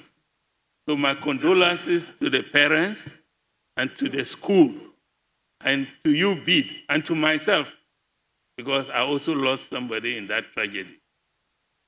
And with those few words, Mr. Speaker, I thank you. Thank you very much. Leadership. Speaker, on hearing this sad news, I was reminded, and I was just trying to relate to my colleague across the aisle, my chief whip, while we were at University of Cape Coast. We recorded a sad story. I think we were in second year or so, where a number of students, 3 students that ago got drowned at the beach. So I can identify with the pain and the misery. I know my senior, the Honorable Begzidin, is somebody who is very careful on what to speak to. So our hearts go out there to you, the family, and having made time to find time to speak to this matter in showing solidarity and condolence to the family and the bereaved. Speaker, not to belabor the point, we've read these stories in the media oftentimes, and we lament about it, and then we go home to sleep. Interestingly, the Black Volta, I don't know if it's closer to the Black Volta is closer to, I'm not getting my geography well, if the Black Volta is closer to the White Volta. But the Black Volta, the White Volta, the Volta River, and a number of water bodies that intersperse geographical boundaries of our country. And the begging question is, especially this time of the year, where the rains is here. As a serious country, we should have been taking measures against these disasters. So, I'm happy to say that the road minister, who is very dutiful, has responded. It's good, but we all have to follow through to get to the conclusion of it. But it's not just the road minister. I think the transport minister is also relevant. Transport on water bodies, these canoes and transport generally on the water bodies come under the purview of the transport minister. And so, Speaker, with a lot of sadness, I can imagine if this thing happens to my son, my daughter, it will be a very sad story to record.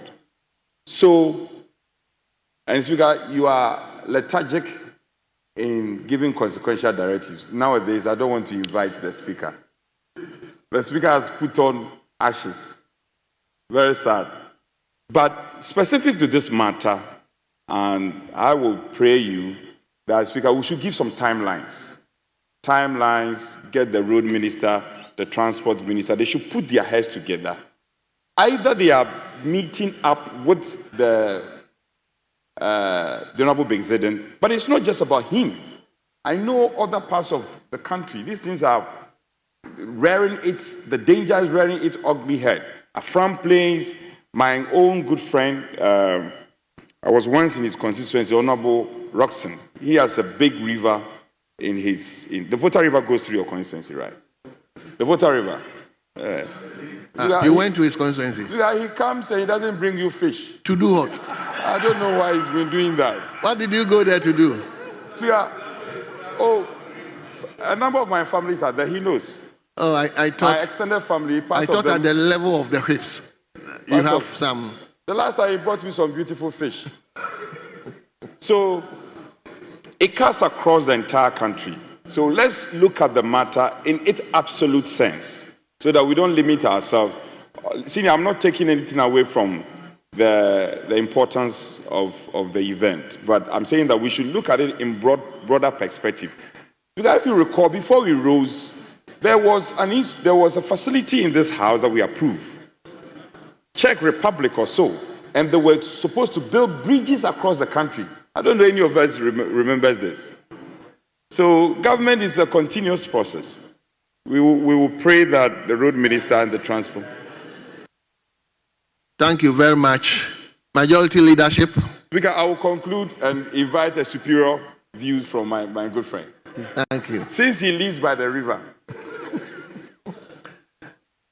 Yes, another majority people. Speaker, let me say our deepest condolences to the family members whose pain has been ventilated on this floor by their able representative, the Honorable Bid Zidin. Speaker,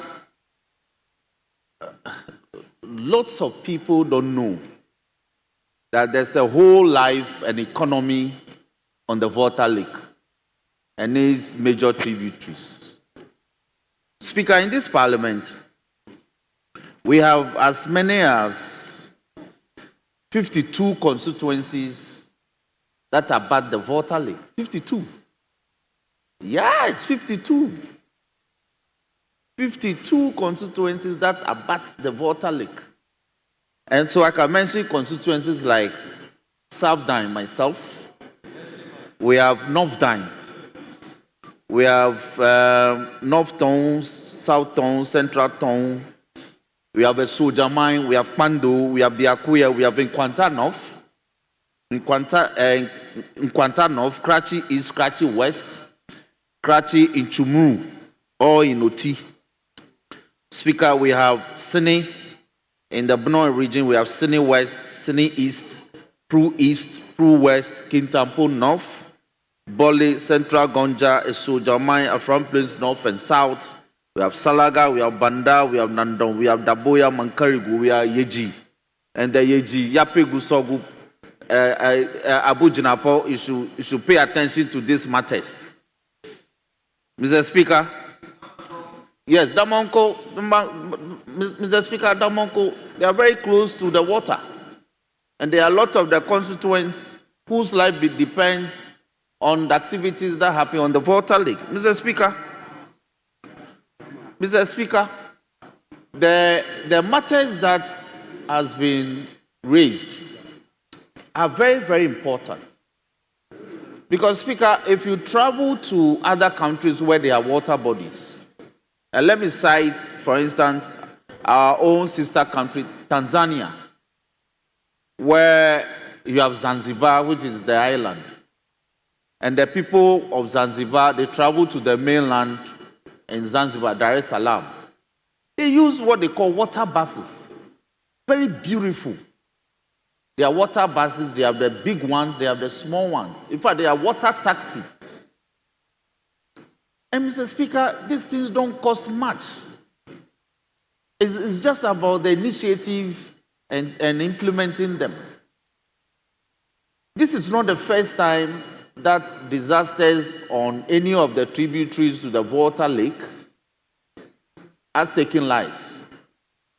In fact, in South Dine in 2022, about 60-something people who came to one of the biggest periodic markets we have in this country, the Germany market, and they were traveling to my brother Wallace's constituency in Afram Plains North. Speaker, on the Volta Lake, when you are in the boat and you are traveling, if you travel for about 20 minutes from the shore, the life on the lake is like the mighty sea. You don't see anything.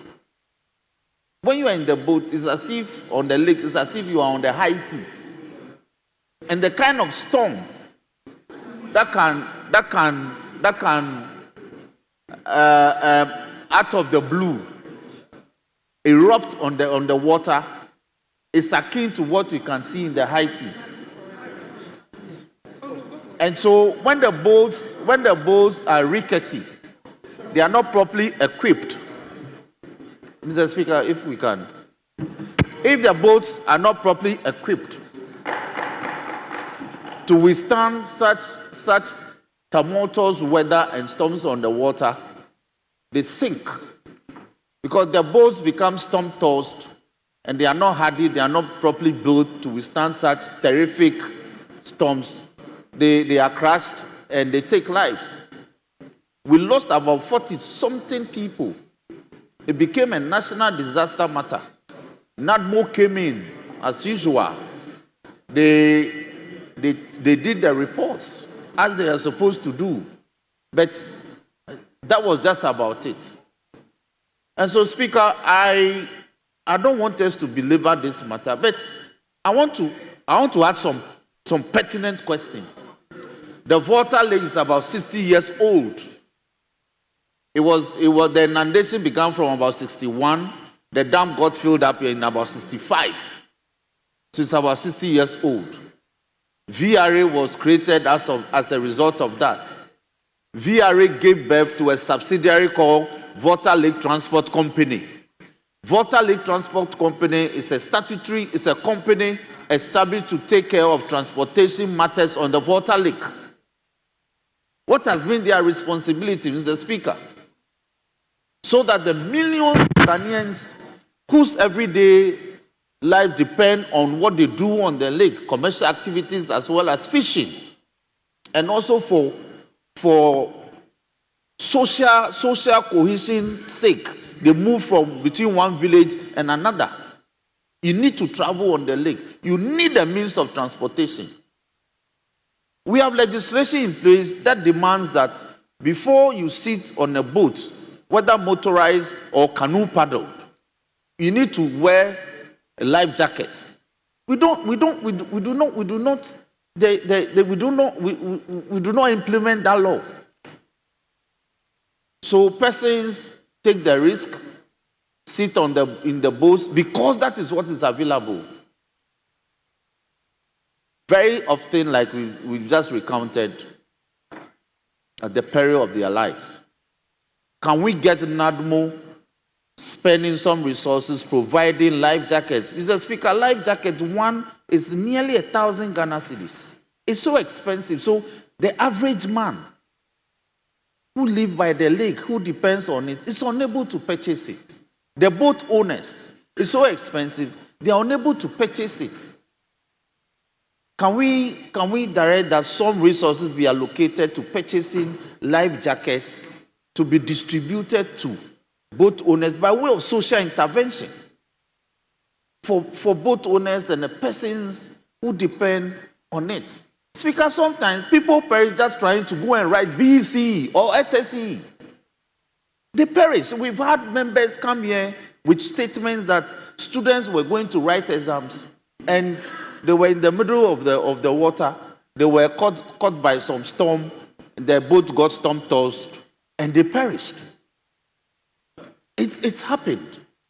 So when we speak of social intervention, this, like he said, these are some of the critical matters. And I share the pain of Honorable Zuwera, because those of us who live by the lake, and even during campaign times, we journey on the lake to go and reach out to these people and seek votes. And we MPs, we also risk our lives. So, Speaker, with this statement, I believe that we can, as a House, make some, because the essence of what we do is to lead to legislation. Often. Can we, before we do that, can we say that NADMO, we should devote some resources to purchasing life jackets? It's so dear for me. Purchasing life jackets. Like the way MPs will give mathematical sets to BEC students, we should be able to have such resources and purchase life jackets and donate to these communities and the reverend bodies. First of all, by way of intervention.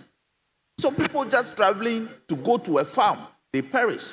Go to mini fishing, they perish. Traveling to another funeral, then they perish whilst on their way to attend funerals. So, in the primariness of all that we are discussing, Mr. Speaker, the issue is that this has happened. What can Parliament, as an organ of state, do? We shall express the matters, but we need to make intervention that will go to, we may not be able to eliminate it, but we should be able to reduce the incidence of the number of fatalities that we experience when it happens. Thank you. So, Speaker, with these few words, I thank you for the opportunity. And once again, our deepest condolences to the people. Thank you. Thank you very much. Thank you. I believe NADMO is under the Ministry of the for Interior. Interior. Of the Interior, Mr. Speaker. Please, let's invite the Minister for Interior to come and tell us how he can put some emergencies in place in all these areas we've just mentioned. Those who are living along the... Speaker, and energy, because VRA is under energy, and VRA, a subsidiary of VRA, which is a Volta Lake Transport Company.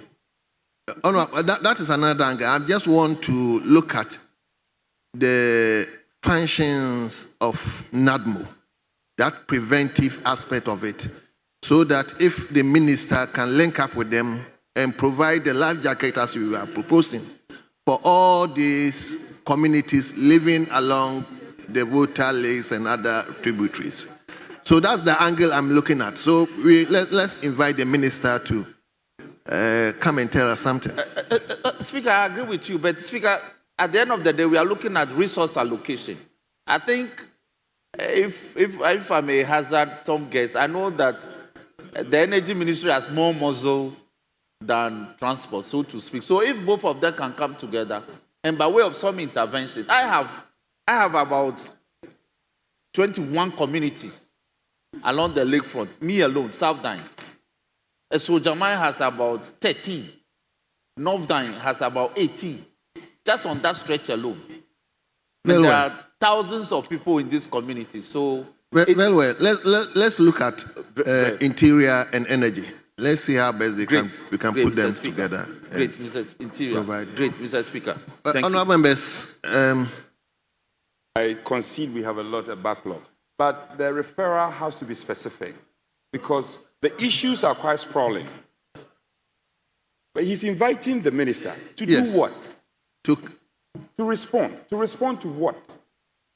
Yes, the interventions, there are so many places, his place, your place, Eastern region. So Speaker, we could skew it a bit, maybe as a starting point, and then we can escalate with time. Because they can't, let's be practical, they can't deal with all the areas same time. So maybe let's limit ourselves to some areas, and then Speaker, with time, they can escalate. This is what is appearing to my mind. Honourable members, so now our standing orders, we can even invite some of the agent heads. Can you invite the head of the NADMO to come and meet us or discuss with us? Speaker, indeed, but he may have to be accompanied by his sector minister. The sector minister. Yes, and also maybe the head of VRA, because of the issues. Speaker, you see, we are looking at, is it possible for us to purchase, for instance, 10,000 life jackets to be donated to these communities via the districts? That's exactly what I'm looking at. Exactly. So that if we can look at the budget of Interior Ministry, so that certain portion of their budget to take could care be of allocated exigencies. to take care of these emergency issues. I think it's very, very critical. Yes. Honourable members, we look at on that Speaker, note, may we look at next week, Tuesday or Wednesday? Very well. A week. Yes. So, Speaker, we proposing that next week Wednesday. So we'll let give me them link up ample with time. you. You are the government whip. Let's Great. link up with you so that Great. you. Speaker, I'm guided. Very well. Extremely grateful. Very well. On that note, honourable members, let me invite you to respectfully rise and give 1 minute silence to the soul of the departed students.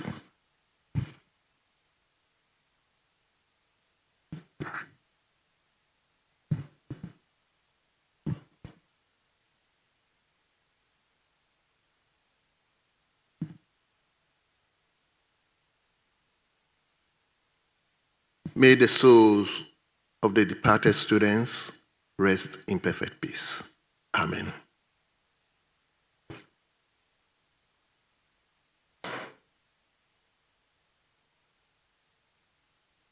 The next statement, we are going to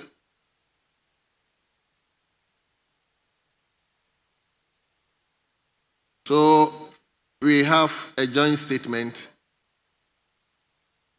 I'm sorry, they are not joint statements. They are two separate statements. One stands in the name of the Honorable Jinapo and the Honorable Dapa, Honorable Dapa. In fact, Honorable Dapa and Honorable Jinapo have already been admitted. So that's what I'm saying. They are not The joint. Dapa one is a joint statement on Dapa and the minority leader. So where as you well. So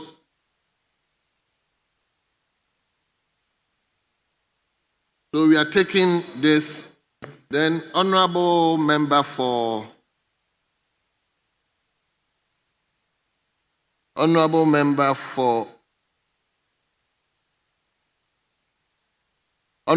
Richard Curie. Are you also here? Yes. So after this, I'll come to you. I take one here, I take one here. So let me invite honorable member for Damango to also make a statement. Mr. Speaker, the statement is about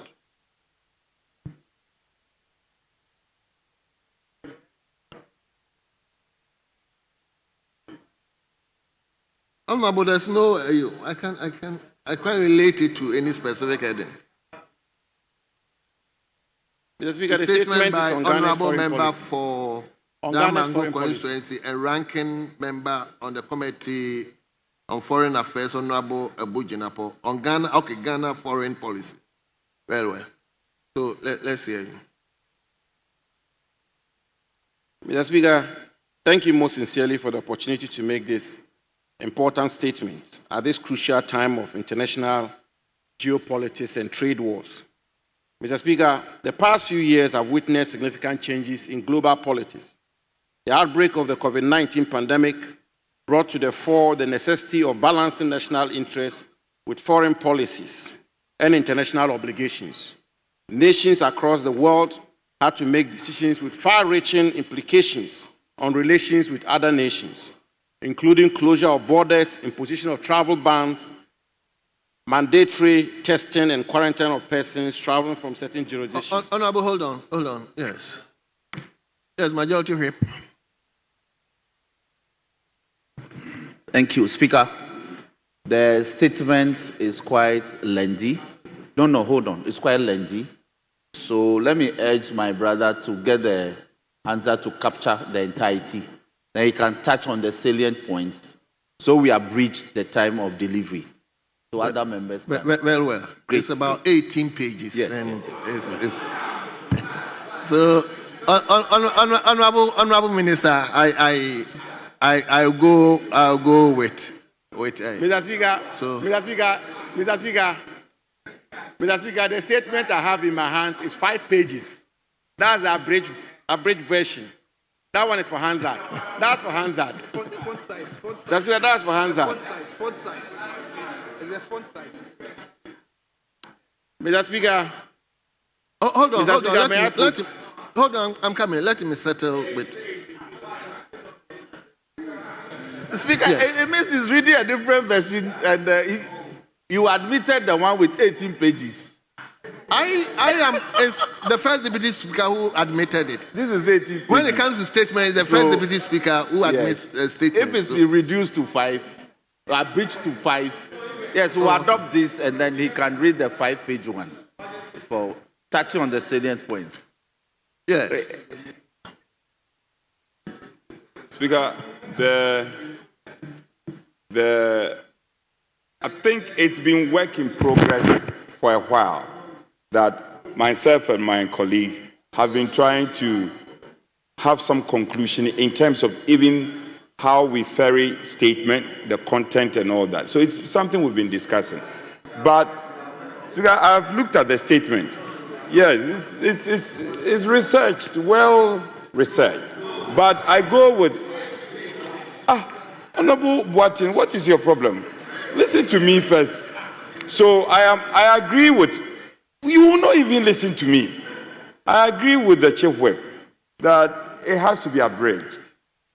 But the content, but whilst abridging it, don't lose out on the valuable content. Just don't lose out on that, but try and abridge it. It will be abridged, but the essentials will not be left out. That's very important. We'll try and abridge. Honorable members, it's the same thing I'm saying. Honorable members, like I said, I am not responsible. Speaker, the minority chief whip appears. Have you hidden some things? Because you are indicating that you shouldn't lose those ones. Honorable members, once the statement has been admitted, I have no. But we've been advising ourselves that statements should not go beyond 3 pages. But that nonetheless, it has been admitted. So, Majority Chief Whip is asking that he abridge it. So, Honorable Abujinapo, try and abridge it and let the Hansard capture its entirety. So you have the floor now.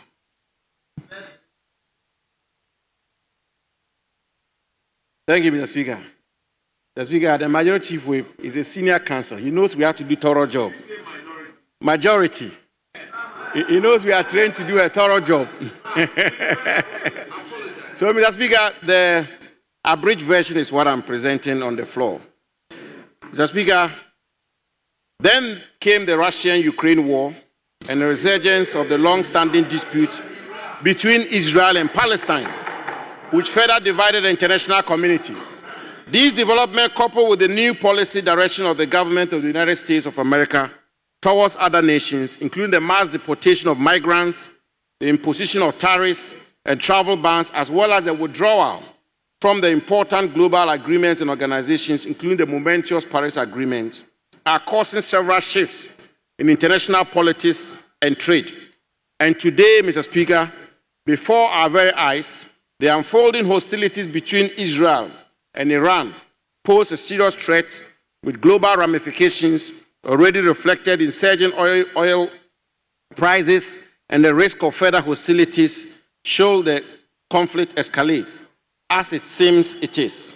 Mr. Speaker, it is in times like this that we as a country must rise to defend the core values of our foreign policy, to secure the well-being of our citizens, protect and safeguard the territorial integrity of our country, encourage foreign investment, and position our country as a global force in this changing world, in accordance with the dictates of our national constitution. It is in this spirit that I make this statement. Mr. Speaker, foreign policies, according to the English political scientist Philip Alan Reynolds, and I quote, are not made in vacuum, but are made in relation to other factors similarly acting in the global arena, end quote. They are influenced by several factors such as history, security, trade, ideological inclinations, political interests, leadership, and national interests. The case of Ghana, Mr. Speaker, is not different. Our foreign policy did not just emerge at the dawn of independence, but is a result of several historical factors and has developed through a systematic process predating our independence. Indeed, Ghana's approach towards regional integration dates far back before our independence.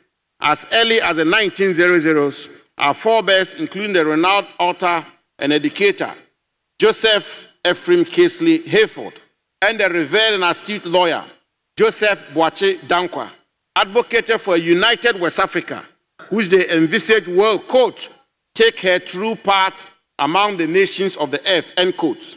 Our first president, Dr. Kwame Nkrumah, building on this, called for a united Africa, re-echoed in the often quoted phrase in his independence speech that, and I quote, our independence is meaningless unless it is linked up with the total liberation of Africa, end quote. In addition to a united Africa, good neighborliness, positive neutralism or non-alignment, economic diplomacy and national interests have remained the fulcrum of our foreign policy. Scholars have argued that Dr. Kwame Nkrumah's quest for an ideological clamor to our foreign policy affected his objective view of our actual national interests. As Peter Omari bluntly puts it in his 1970 book, The Anatomy of an African Dictator, and I quote, Nkrumah sacrificed Ghana on the altar of Pan-Africanism, end quote. Mr. Speaker, others have vehemently held the contrary view, and the jury is still out there on this matter. But it was to ensure the protection of our national interests at all times that the framers of the 1969 Constitution inserted Article 57, which enjoined Ghanaian governments while conducting international affairs in consonance with accepted principles of international law and diplomacy, to do so, quote, in a manner consistent with the national interests of Ghana, end quote. This provision was repeated in Article 11 of the 1979 Constitution and now Articles 40A and 73 of our current national Constitution. Today, Mr. Speaker, these two provisions of our national Constitution constitute the bedrock of our foreign policy, which includes the promotion and protection of national interests, the establishment of a just and equitable international economic order, respect for international law and treaty obligations, peaceful settlement of international disputes, and adherence to the objectives and principles of multinational organizations such as the United Nations, the African Union, the Economic Community of West African States, and the Commonwealth. Mr. Speaker, despite the convergence of minds on the core objectives of our foreign policy, governments under different leadership have pursued these policies differently, leading to some degree of inconsistency. This is because individual leaders are very powerful in shaping a nation's foreign policy. Their ideas, worldview, knowledge, attitudes, skills, likes and dislikes are key determinants of foreign policies.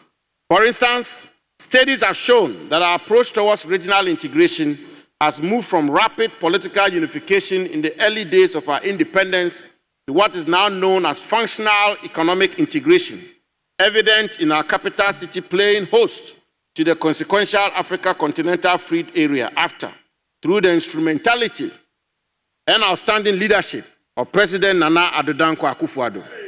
Our relationship with our neighbors is also said to have moved from a tense and antagonistic one to a more cordial and collaborative approach, while our non-aligned policy has moved from militant non-alignment to modest and minimalist commitment to alignment with different governments showing pro-West or pro-East tendencies. Nonetheless, Mr. Speaker, we cannot leave our foreign policy entirely to the whims and wishes of an individual. Recent events across the globe have revealed the imminent danger in such an approach. We must therefore stay true to the core values and objectives of our foreign policy as have been developed over the years and as enshrined in our national constitution. Today, Mr. Speaker, we are faced with the issue of military coups in the three countries to our northern border, namely Burkina Faso, Mali, and Niger, and their recent breakaway from the Economic Community of West African States, ECOWAS, to form a new bloc called the Alliance of Sahel States. Undoubtedly, events in these countries are likely to impact us, and it's imperative that we engage the leaders of these nations and work with the international community to deal with this delicate matter, while promoting good neighborliness, even in these times, which is exhibited in the continuous free movement of goods and people between us and these countries, despite their exit from ECOWAS. We must not lose sight of our constitutional obligation to respect and adhere to the principles, aims, and ideals of the UN, AU, and ECOWAS, which includes the promotion of democratic principles, institutions, and culture, respect for human rights, as well as the rule of law and good governance. We must work with them to urgently transition to a democratic dispensation. Outside the continent, our voices must be heard on the Russia-Ukraine war, the Israel-Palestine conflict, as well as the ongoing hostilities between Israel and Iran. We will remain non-aligned, but as our first president, Dr. Nkrumah, said, and I quote, "Non-alignment does not imply indifference to the great issues of our day. It does not imply isolationism," end quote. The Russia-Ukraine war has already entered its third year, and its effects on the global economy and developing economies like ours are evident for us all to see. We must be bold to call out those whose actions and inactions led to this war, and those whose actions and inactions continue to fuel it or impede a peace deal. Prime Minister Dr. Nkrumah, writing for the African Journal in 1958, said, and I quote, "There are above all three traits of foreign policy. First is to see Africa free. The second is determination to pursue a foreign policy based on non-alignment. The third is the urgent need for economic development," end quote. We cannot keep quiet while people continue to die in the Gaza Strip. By the same token, it is absolutely barbaric for innocent people, particularly children, to be killed in cold blood in Israel, as shamefully occurred on October 7, 2023, or for the state of Israel to continue to exist under insecurity. We must be heard on the ongoing exchanges of missiles between Israel and Iran. Mr. Speaker, we must not look on for powerful states to exploit this situation to annex foreign territories, or as they put it, to take over jurisdiction of other nations. Both the United Nations Charter, Article 2, Clause 4 specifically, and the United Nations Declaration on Principles of International Law concerning friendly relations and cooperation among states prohibit the acquisition of territories by threats or use of force. Indeed, this principle has assumed what practitioners of public international law refer to as, quote, "use cogens," end quote, meaning it is so fundamental that no derogation is permitted, and we are enjoined by Article 40 of our national constitution to promote respect for this law. Mr. Speaker, we must rise up and speak against the inhumane treatment of foreign nationals by other nations, including the mistreatment and mass deportation currently taking place in the United States.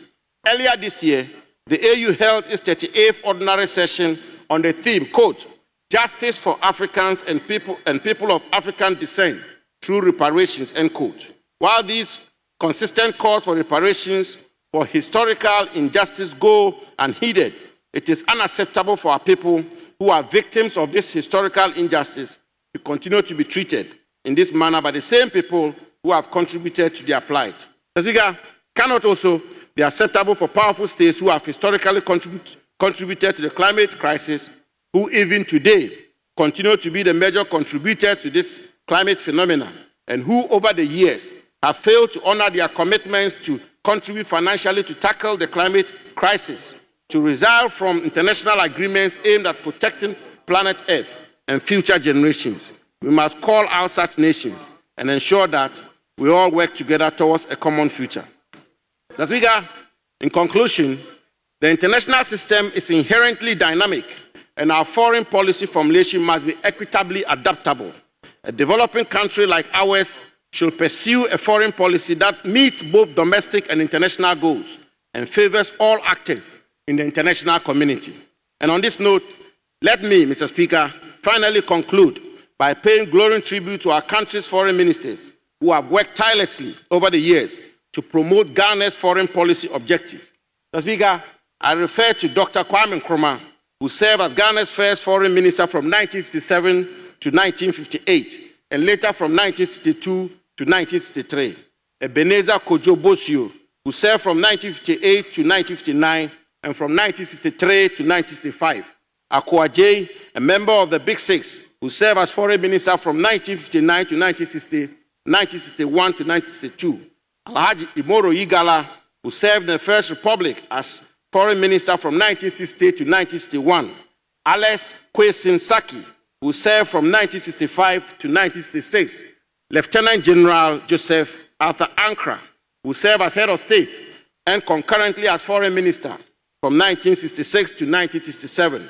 John Willie Kofi Halley, the first Inspector General of Police, who doubled as foreign minister from 1967 to 1968.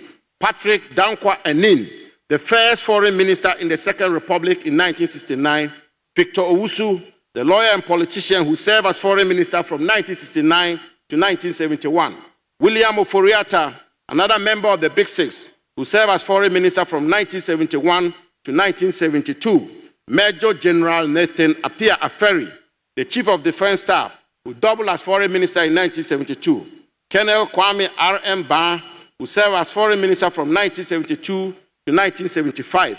Colonel Roger Joseph Ato Jipelo Fele, a member of the National Redemption Council, who served from 1975 to 1979. Isaac Kojo Chinibua, a distinguished academic, who served from 1979 to 1981. Dr. Obedio Asamoah, from 1982 to 1997, Ghana's longest-serving foreign minister. Professor Kwame Ahoy, who served as acting foreign minister in 1997. James Victor Gbewu, 1997 to 2001. Hackman Owusu-Ajiman, 2001 to 2003. The distinguished and outstanding statesman of our country, former President Nana Addo Dankwa Akufo-Addo, 2003 to 2007. Honorable Akwesi Osei-J, 2007 to 2009. Mohamed Mumuni, 2009 to 2013. The United Nations Secretary General Special Representative for Libya and head of United Nations Support Mission in Libya, Her Excellency Hannah Sewa Tete, who served from 2013 to 2017, and the new Secretary General for Commonwealth, Her Excellency Ayiko Bochi, who served from 2017 to 2025. Mr. Speaker, while honoring our past foreign ministers, it is fitting to once again warmly congratulate our new foreign minister, a member of Parliament for North Tongue, Honorable Samuel Okudzeto Ablakwa, and Willie Moon, to work tirelessly with integrity and courage to lift the flag of Ghana high on the international stage as a true black star of Africa. I thank you very much, Mr. Speaker. Thank you very much with the history. Yes, Honorable James Agaga. Mr. Speaker, I thank you for the opportunity. Let me commend my brother, the Honorable Abu Jinapor, for treating us to such an elaborate statement on Ghana's foreign policy. Mr. Speaker, there is no doubt in my mind that Ghana's foreign policy has been one of non-alignment since independence, and this position has been very consistent, except that from time to time, various governments have adopted a certain posture, which on the face of it may suggest a departure from our non-aligned status, but that core principles which undergirds our foreign policy objectives has really never changed. Mr. Speaker, the maker of the statement alluded to what some academic said in putting out a statement on a foreign policy. And if my memory serves me right, he said that one academic, I didn't get the name right, actually said that Kwame Nkrumah sacrificed Ghana on the altar of Pan-Africanism. This is a direct quote from the statement ably made by the Honorable Abu Jinapor. But, Mr. Speaker, I want to disagree with the academic who made this statement, which has now become the subject of a quotation, by my learned brother, the Honorable Abu Jinapo. The history does not support this statement at all. At all. Kwame Nkrumah was very clear from day one. In fact, when he moved the motion of destiny before Parliament, what he intended to do with respect to the independence movement and his aspirations were very clear. In fact, when he declared independence at the old polo grounds, once again, his intentions were very clear. Now, the question to ask is, did Ghana, did the citizenry of this country endorse Kwame Nkrumah's foreign policy initiatives, which found expression in the Pan-Africanism concept that Kwame Nkrumah developed? The answer is the overwhelming majority of Ghanaians endorsed the Pan-Africanism concept that Kwame Nkrumah canvassed for. And so when he moved the motion for independence, even though today the forebears of those who opposed the motion for independence, some of them are in this house, the motion received overwhelming approval. Mr. Speaker, that motion received overwhelming approval, and the Hansard would bear me out. In fact, when Kwame Nkrumah eventually declared independence at the old polo grounds, Mr. Speaker, if you watch the videos, you would see how the crowd cheered him on. That crowd was representative of the overwhelming majority of Ghanaians. They endorsed Pan-Africanism. And what was Pan-Africanism all about? Pan-Africanism found expression in Kwame Nkrumah's famous statement, and I quote him, "The independence of Ghana is meaningless unless it is linked up with the total liberation of the African continent." So anybody believes that it was proper for us as Ghanaians to be independent, whilst our neighbors in Angola would continue to be,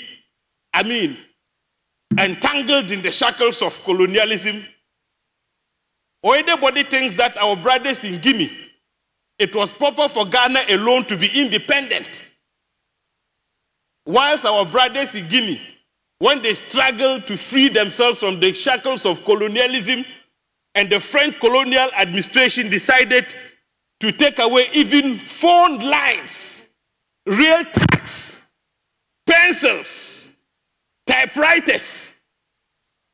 Some people expected that Ghana should have folded its hands and allowed our brothers in Guinea to perish because they had dared to free themselves from the shackles of colonialism.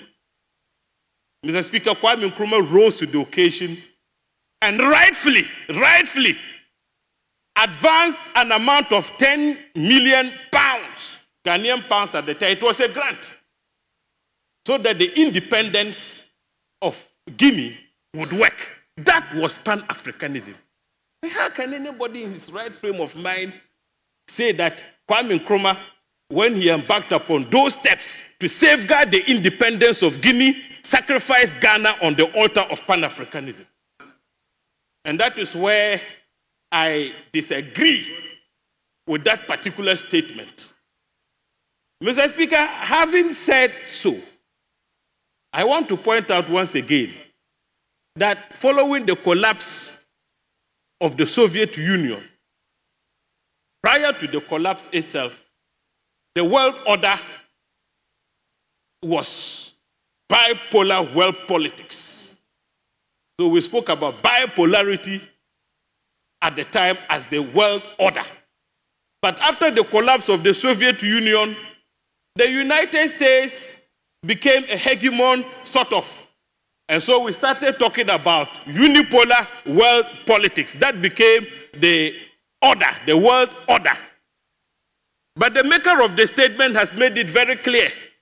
Following America's own imposition of tariffs, the deportation of citizens of various nationalities resident in the United States, the outbreak of the war in Ukraine,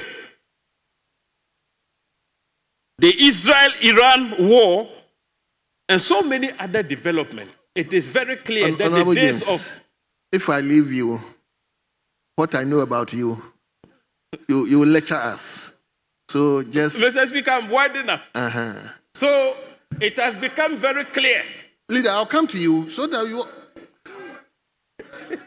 well. Honorable, hold on. Speaker, the requirements and the imperatives of Order 93.5 is clear without no debate. 93.5, he should revert his mind. Speaker, he's in breach of Order 93.5. We are all interested in the details, but you cannot breach Order 93.5. Well, let him refer himself to Order 93.5.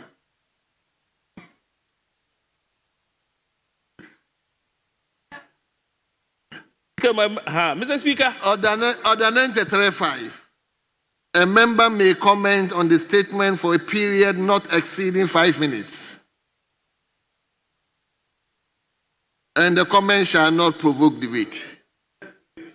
Honorable James, you've already commented more than 10 minutes. So just conclude. The truth of the matter is that the statement is about 18 pages long. No. It's about 18 pages, and the speaker admitted it. So I have no... I'm just about to So conclude. just wind up. 2 minutes, 2 minutes. Just wind up. 2 minutes. So, Mr. Speaker, the world order now, in fact, unofficially, is multipolar in nature. The centers of global power have shifted. The United States is not the global hegemon that it used to be. Today, China is rising, India is rising, we are talking about a resurgent Russia. And so the centers of global power are beginning to shift, and Ghana must align very well. To conclude, Mr. Speaker, the maker of the statement alluded to the eruption of military coups in the Sahel and the eventual breakaway of the Alliance of Sahel states, and then he had actually admonished that Ghana needs to properly recalibrate its relations with those states so that we can continue to have free trade relations with those states. I congratulate him for making such a statement. And to conclude, Mr. Speaker, to conclude, just to draw the attention of the maker of the statement that His Excellency President Mahama has taken steps in that regard. An ambassador has been appointed to enhance relations, a special envoy, to enhance relations between Ghana and the Alliance for Sahel States. Thank you. I thank you for the opportunity, Mr. Speaker. Thank you so much. Yes, Honorable Asafoje, 5 minutes. Honorable Chief Whip, you drew my attention to that provision so Honorable Member, 5 minutes. Thank you, Mr. Speaker. Mr. Speaker, I would also want to commend the maker of the statement for such an elaborate and extensive details and a chronology of travel Ghana has gone through when it comes to our international diplomacy and foreign policy. Speaker, quick one. I want to also state it, that the maker of the statement must be on record that he is not against Pan-Africanism. No. Speaker, what he read, which is an academic work, and quoted Peter Omare, blatantly putting it in 1970 in a book, The Anatomy of African Dictator. Nkrumah sacrificed Ghana on the altar of Pan-Africanism. Others have vehemently held a contrary view, and the jury is out there on this matter. Mr. Speaker, I think that must be placed on record. And still, today, the jury is out there on this particular matter. Mr. Speaker, the maker of the statement again took us through a litany of distinguished individuals that have held the mantle of our foreign ministry, international diplomacy. And all of them have had one common interest. The interest is to project the image of Ghana in the international space.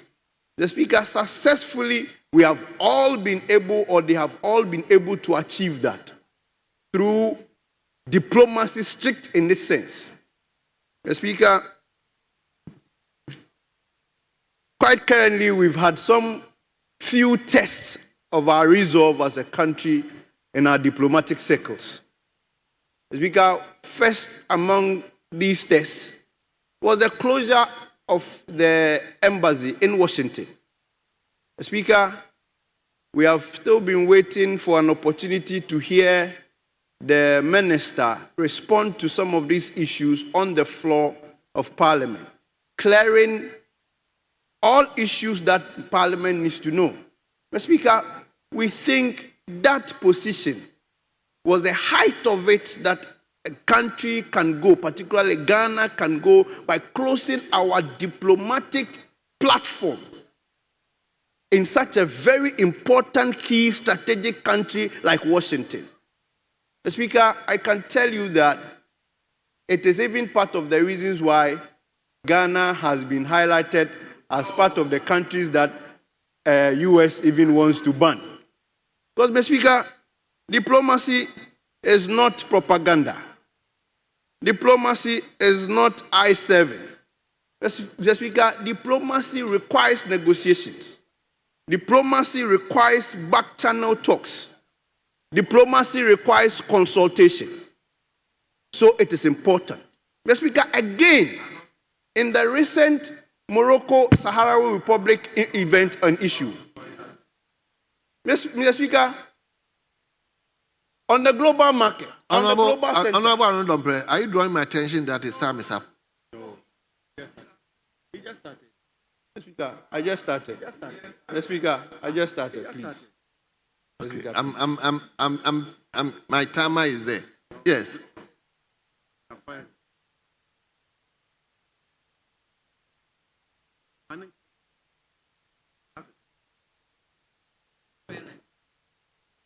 Speaker, I saw my brother, the minority chief whip, practically signaling the Honorable Asafo-Adjei to hit that point, to stay on. He should stay on that point. The closure of the embassies. Why? Conclude.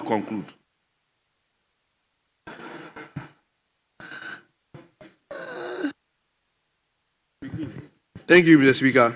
Mr. Speaker, again, on the Morocco Sahrawi Republic issue, Mr. Speaker, Ghana and the SWA president about leaving office made a profound statement and communicated same to the two respective countries. Mr. Speaker, what did we see?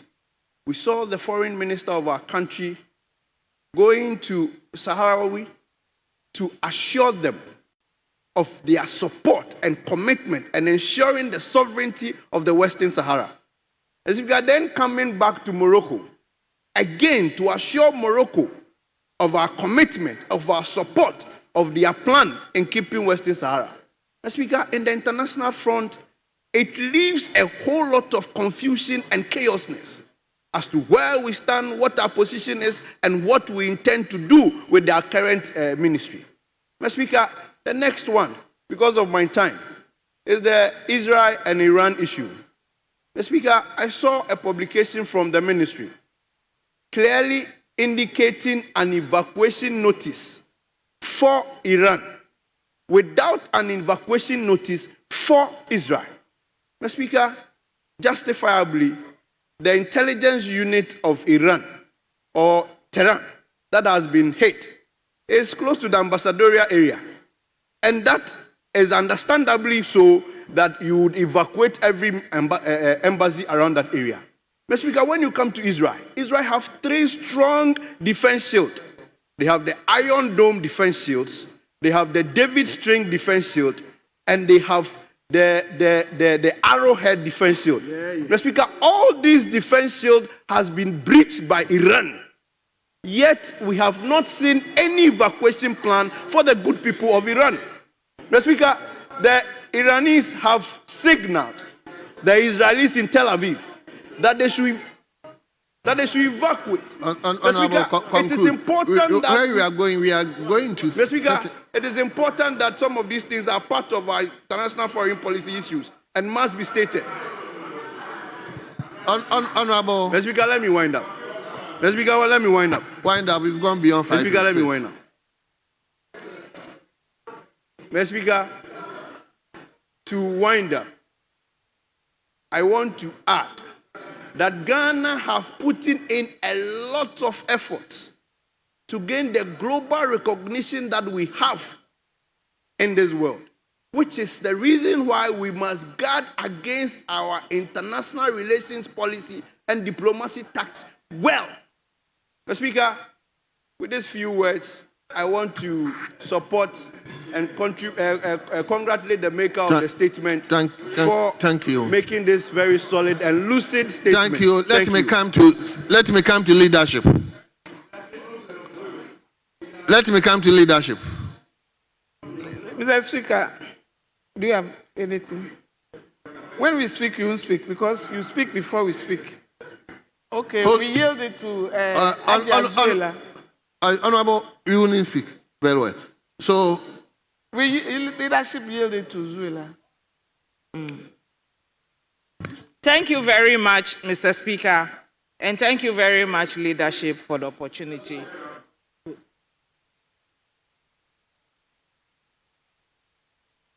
Speaker, if the leader is yielding to a member, it has to be rooted through you. It has to be rooted through the speaker. But you need to seek. Speaker, he needs to seek your clearance. Honorable leader, he indicated. I didn't hear. Especially she indicated. No. Speaker, he should do the right thing. Especially when the speaker said leadership. And you get up, you won't seek clearance from the leader. You say you are yielding. It's not done. Yes. Mr. Speaker, this man should be careful when it comes to women issues. Don't worry. I just needed to ask you permission to yield to a woman, then you are here crying. Dating the woman. And why should you intimidate a woman? He's anti-women. Mr. Speaker, thank you very much for the opportunity, and thank you very much, leadership, for yielding to me. Mr. Speaker, first of all, let me congratulate my brother, the Honorable Member of Parliament for Damango, for putting together that statement. Mr. Speaker, I intend to adhere strictly to Article 93, Order 93.5. So I'm not going to go overboard. I have no intention of debating the statement. But Mr. Speaker, in today's world, in contemporary world politics and diplomacy, I want to let my brother know, my junior brother, that a lot of the issues he related to in the statement he espoused are very archaic. The world has moved. The world has moved from the Yempini days. The world that we live in today is about pragmatism. It's about what we can do and what ought to be done and what we need to do. And that is why I will not allow my brother, the Honorable Asafo-Adjei, to peddle untruths. He has no way and he has no evidence that Iran breached any of the Israeli anti-missiles. He has no proof. So we are not, and I will urge you, Mr. Speaker, to request Hansard to expunge that from the records. Mr. Speaker, the second thing that he needs to know, when two nations get into a tangle, any commonsensical thing to do is to look at the affected person. And so if the foreign minister, Honorable Samuel Okudzeto Ablakwa, requests evacuation of Ghanaians from Iran, he's only being sensitive to what has to be done. Israel is busy showing might. They probably don't need any evacuation around that place. But if Israel goes attacking Iran, and we have Ghanaians living in Iran, the first thing for any sensible leader to do is to evacuate there.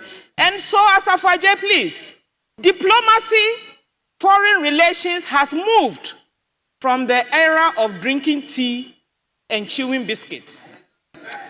It is what we do with the mandate of the people.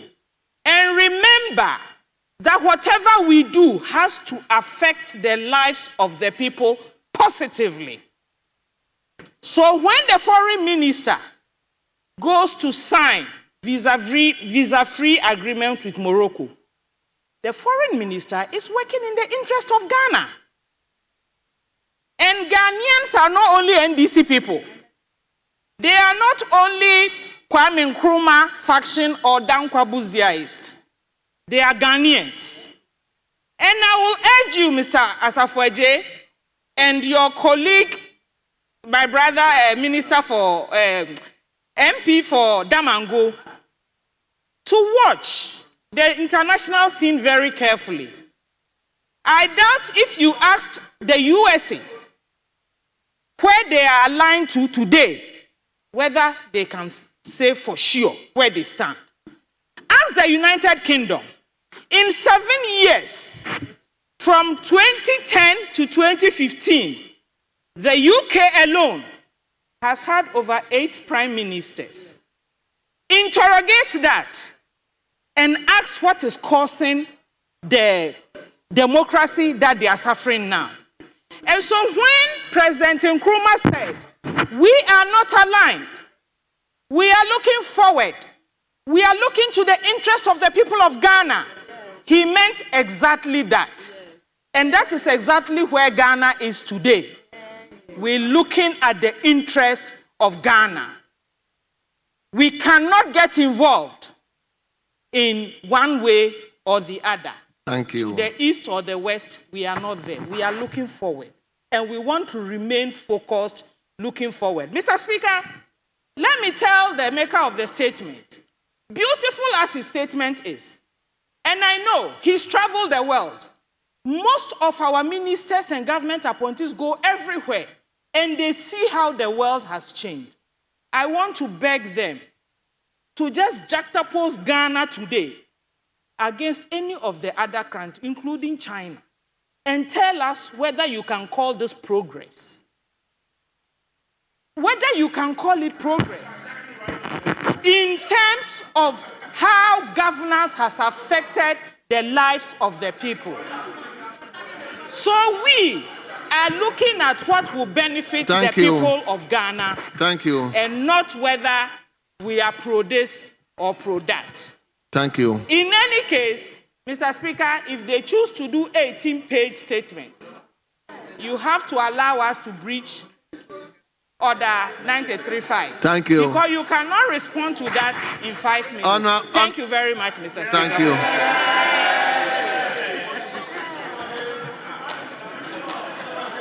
Honorable members,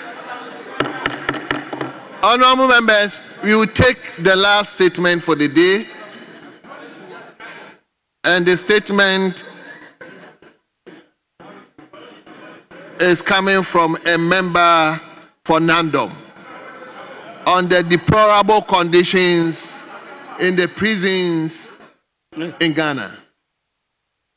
Honorable Richard Cooley, you have the floor now. Right, Honorable Speaker. I think there has been... Speaker, with respect, is it the case that the Honorable Dapa's statement will not be taken today?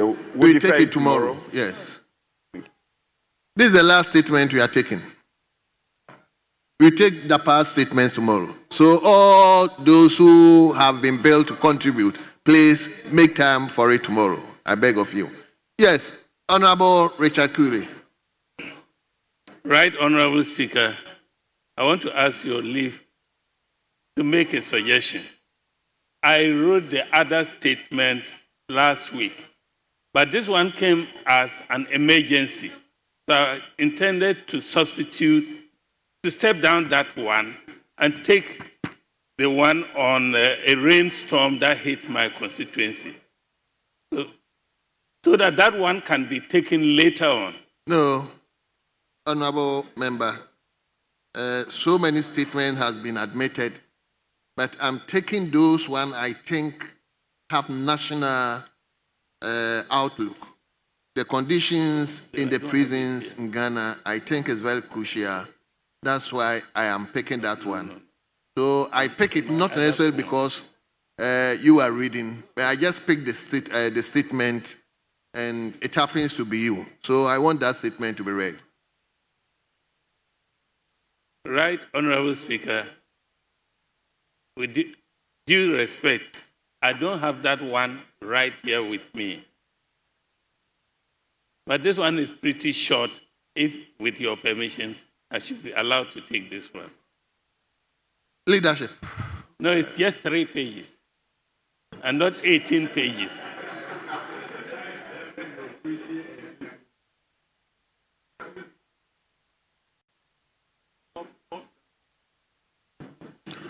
Speaker. Sit down. Speaker, clearly with the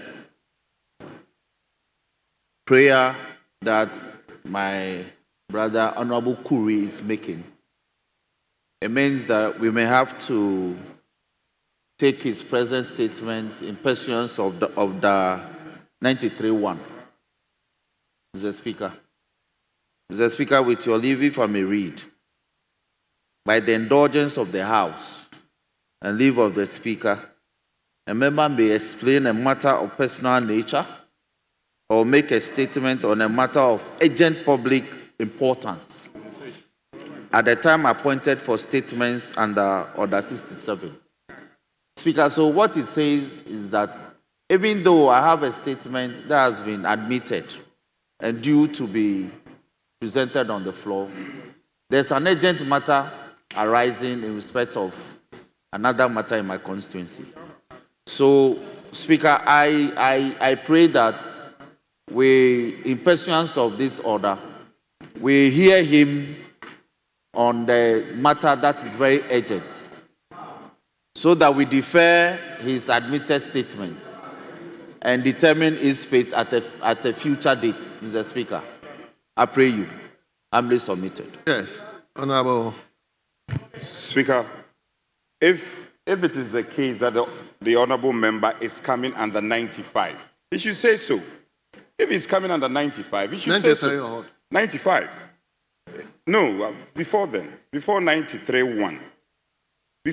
Because 95 gives him the opportunity to withdraw the statement. 95. And then 93-1, there are conditions. If you recall the earlier standing order that was repealed, it was incumbent upon him, the member, to submit the terms of the statement ahead of time. Now, when we amended the orders, it's saying that with the leave of the Speaker and the indulgence of the House. But of course, we are masters of our own rules. Speaker, the point is that you have not seen or cited that statement. The Speaker, no, yes, but if it is urgent matter, the Speaker needs to be given a prior notification. You cannot, out of the blue, get up and read your statement. The Speaker needs to see it. So I am amenable if, Leader, Honorable Eche, if you can take a look at the statement and you think it's not offensive to our rules, I have no problem. He can go ahead, Speaker, and with the leave of the Speaker, he can go ahead and make that statement coming under 93-1. Mr. Speaker, my prayer before you is guided by events of last week. Mr. Speaker, if you recall, the Speaker indicated that when we are confronted with a procedure like this, and you proceed under 95, then the new statement will have to be admitted subject to conditions. What are the conditions? It has to be referred to the table office, 1. 2, table office will have to schedule it for possibly a future date. And we don't want to go through that laborious and circuitous procedure. So we want to proceed under 93.1.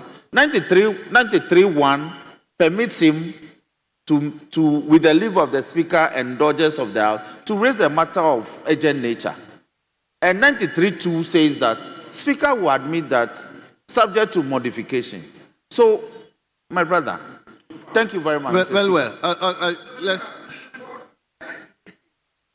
That's in breach of 93.8.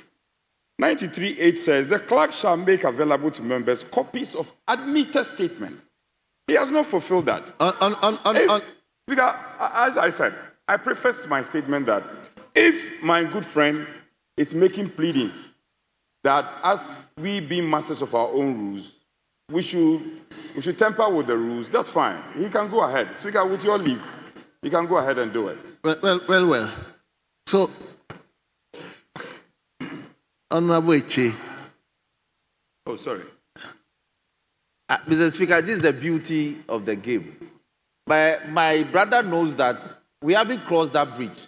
We are still trying to cross 93.1 and 93.2. Yes. So if subject to admissibility, if we meet those conditions, then quickly 93.8 will kick in, making available sufficient copies for members. So that they can on comment. that note, I may admit it as an urgent statement. And if it is urgent statement, it means you are not necessarily going to read, you are going to just raise the issues. Honorable Query, are you with me? You are just going to be given the floor to raise the issue that you think is an urgent issue. If you want to read, then probably you have to let the table have the statement, and members who have copies, and the statement ought to be admitted. So I'm considering it as an urgent statement that you are going to raise. Is that all right? Honorable Kurai, I am with you. Mr. Speaker. Other than that, I can make a copy. I can just give you this copy so that you read for us. I'm coming. Let him do. Honorable Kurai, I'm giving you the options. If you are coming under Ordinance 93.1, which is more or less an urgent issue, I will allow you to raise the statement, not necessarily reading it. Because if you want to read it, the statement ought to be admitted, and the 93.8, as Anor is raising, will come to play. But I'm taking the statement as an urgent statement that you want to raise, and which might not go through the process of admissibility and those kind of things. Speaker. Or you find that difficult? Speaker, wait. Speaker, so by way of guidance, so Honorable Query, you are going to speak to the urgent matter. You are not going to touch the statement that has been admitted. So touch on the urgent matter and let's make progress. Thank you, Mr. Speaker. With the leave of this. Okay. I think, Speaker, the honorable colleague should not take this personal. It is not personal at him. We have a precedent in this house. We have a precedent. Speaker, the honorable AU, a free AU. It was the same situation. Speaker, if I have your attention, the honorable a free AU, his situation was the same. The speaker ruled that no, he couldn't come under 93.1. Yes. You see, well, let's understand that all of us have shortfalls, we have difficulties, the rules are made for us. When he got to a free year, the first deputy insisted that he will not be allowed to present the statement. Honorable, hold on. I'm coming. I am, Speaker, Honorable, I haven't called you. Can I conclude? Yeah, conclude. I am not a litigant. And my colleague will bear me out. We have worked together as colleagues. But when the gun turns, and then you vary your argument, it's important we make reference to precedent. Well. In the same.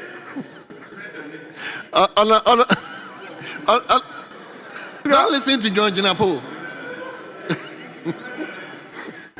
Speaker, in the case of a free Honorable Free AU, the first deputy ruled that he would not permit him to do it.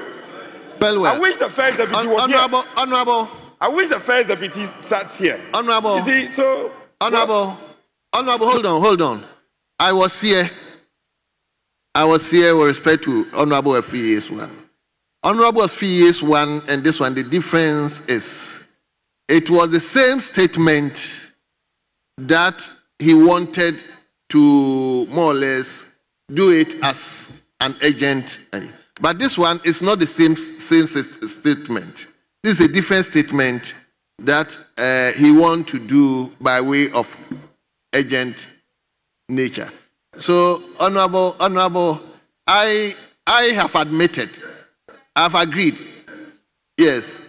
We will defer to you on any day. As we have the interpretation of the rules, it's in your bosom. Yes. So I am not challenging you.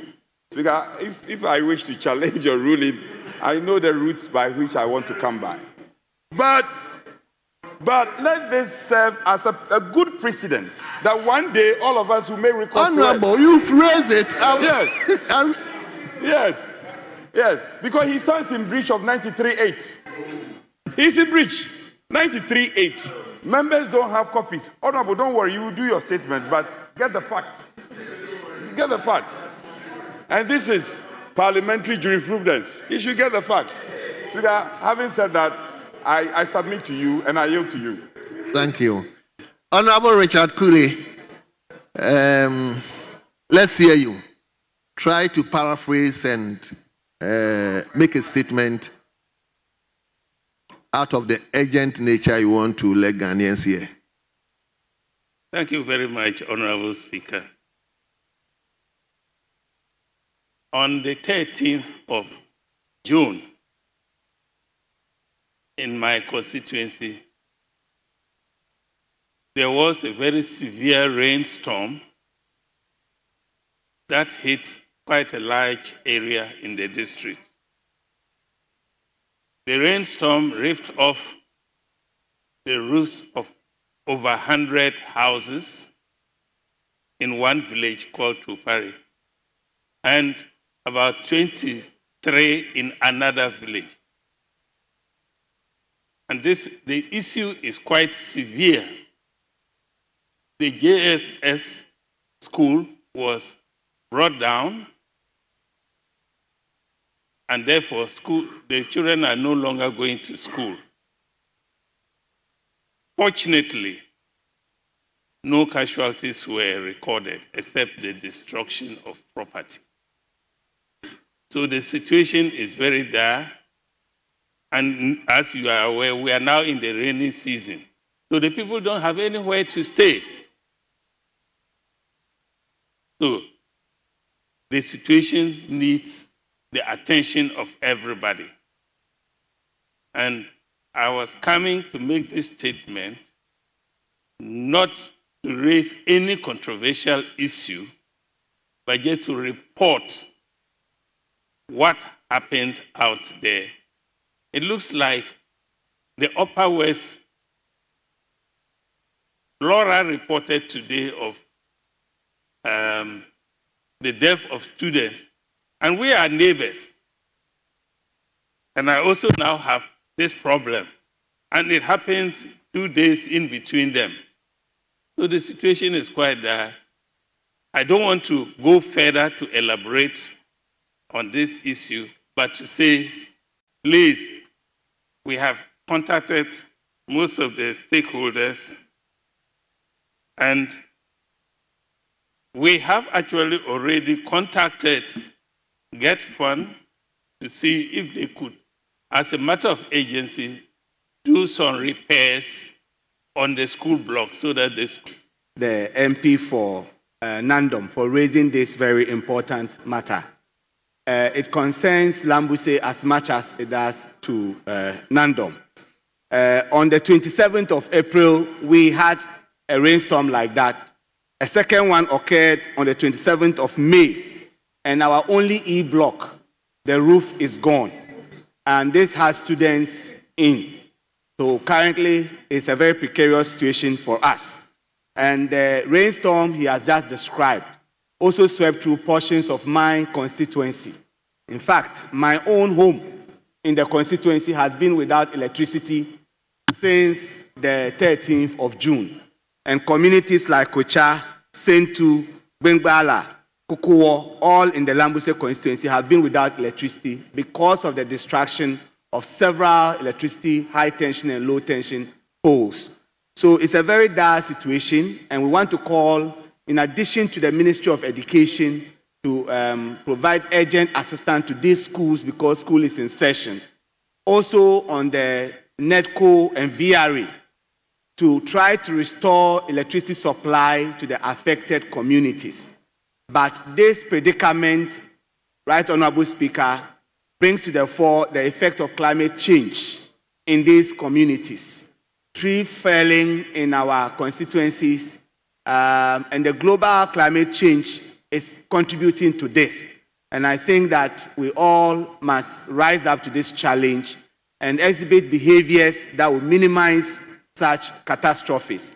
But we call on all well-meaning Ghanaians to assist us in this very difficult time. Thank you very much, Mr. Speaker. Thank you very much. Yes, let me go to Impraiso. Thank you. Thank you very much, Mr. Speaker. Mr. Speaker, I sincerely want to empathize with my colleague from Nandom. Indeed, such disasters is something that we all do not hope for. I mean, if you are a member of parliament and you are in Accra and the phone rings and you are faced with this situation, the burden that it comes with is something that all of us would not want to carry. And so I can appreciate the concern from our good brother from Nandom and my good friend, Doctor from Lambushe. However, in all his brief statement, I did not sense the role of NADMO. And the Speaker is looking to me that the NADMO that in times past we would witness them rush to such scenes, provide relief items, and to a larger extent even support communities and solve problems for them, are no longer there. In Lambushe, in the month of April, schools have been ripped off, and NADMO is doing nothing about it. They are now writing to Get Fund, trying to catch the attention of education minister. It looks like now NADMO is defunct. If that is the case, and they need help, they should come to this house so that we help them raise some funds so that they are able to solve such problems. That should not be the burden of the MP.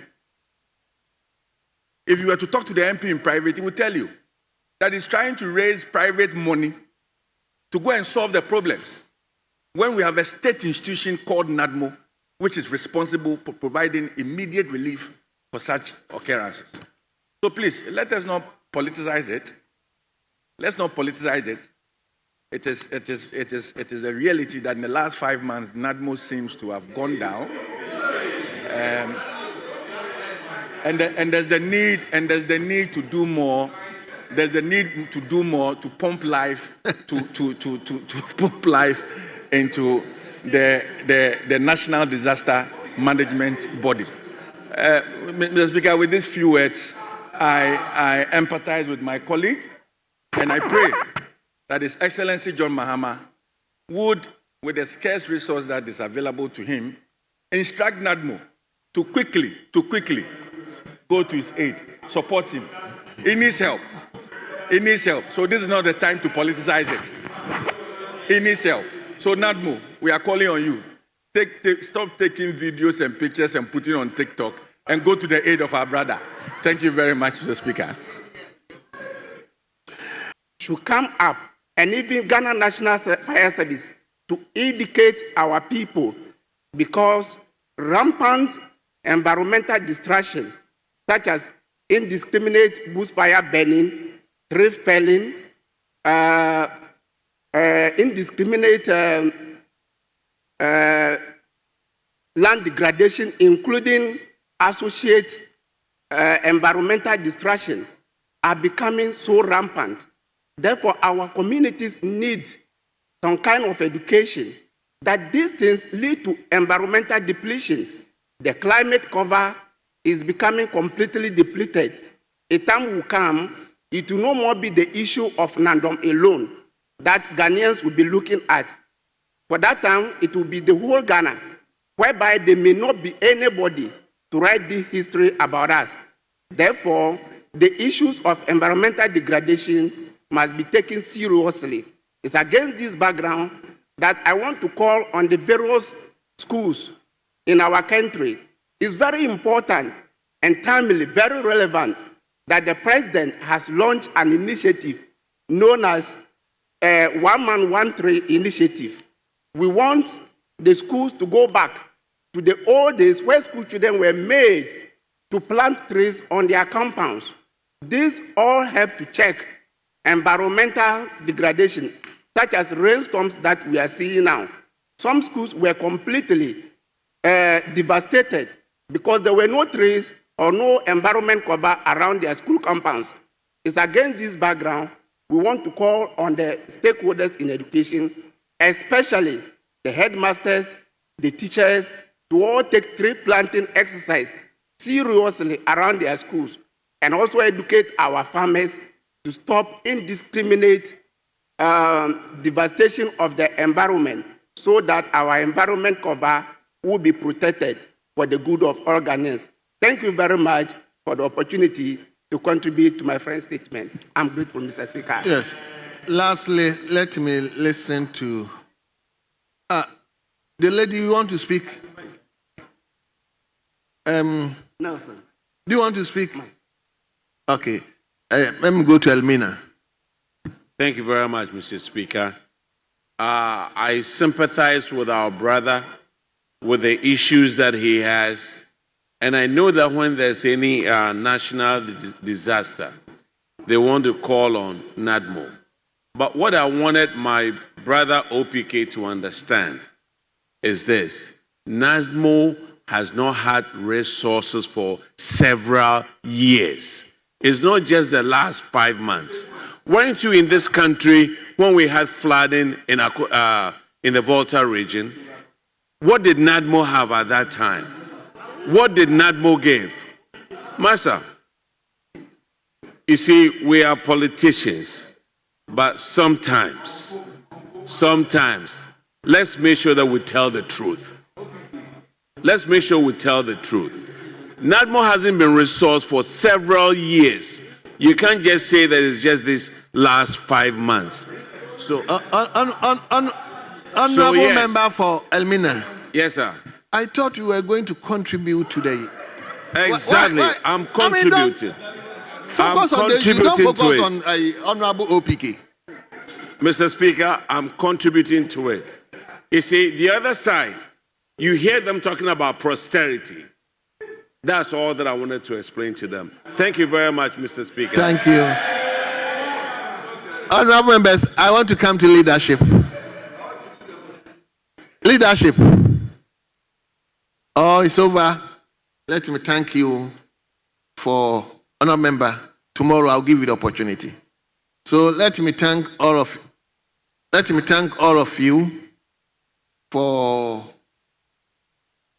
contributing to the statements. We have had 4 statements. And let me again also thank the owners of the statements. Chief Whip, do you want to speak? Father, not at all. Not to interrupt you, but to just say that our brother has a statement admitted for, it's a commemorative one. But you can take it tomorrow. Yes, gauging the sense of the House. I'm just pleading that tomorrow it be prioritized for him. So tomorrow, yes, the DAPA one and this one is certain. Prioritized. Yes. Very grateful, Mr. Very Speaker. well. So, Honorable leadership, any indication? Speaker, the mood of the House is very clear. We may pray you that we be adjourned and come back tomorrow at 2 p.m. Vetting is still ongoing, and some other committees too are still Then you can, since you have not exhausted the 5 hours, yes. you can move a motion. Yes. So, Mr. Speaker, may I move that we be adjourned till tomorrow 2 p.m. Very well.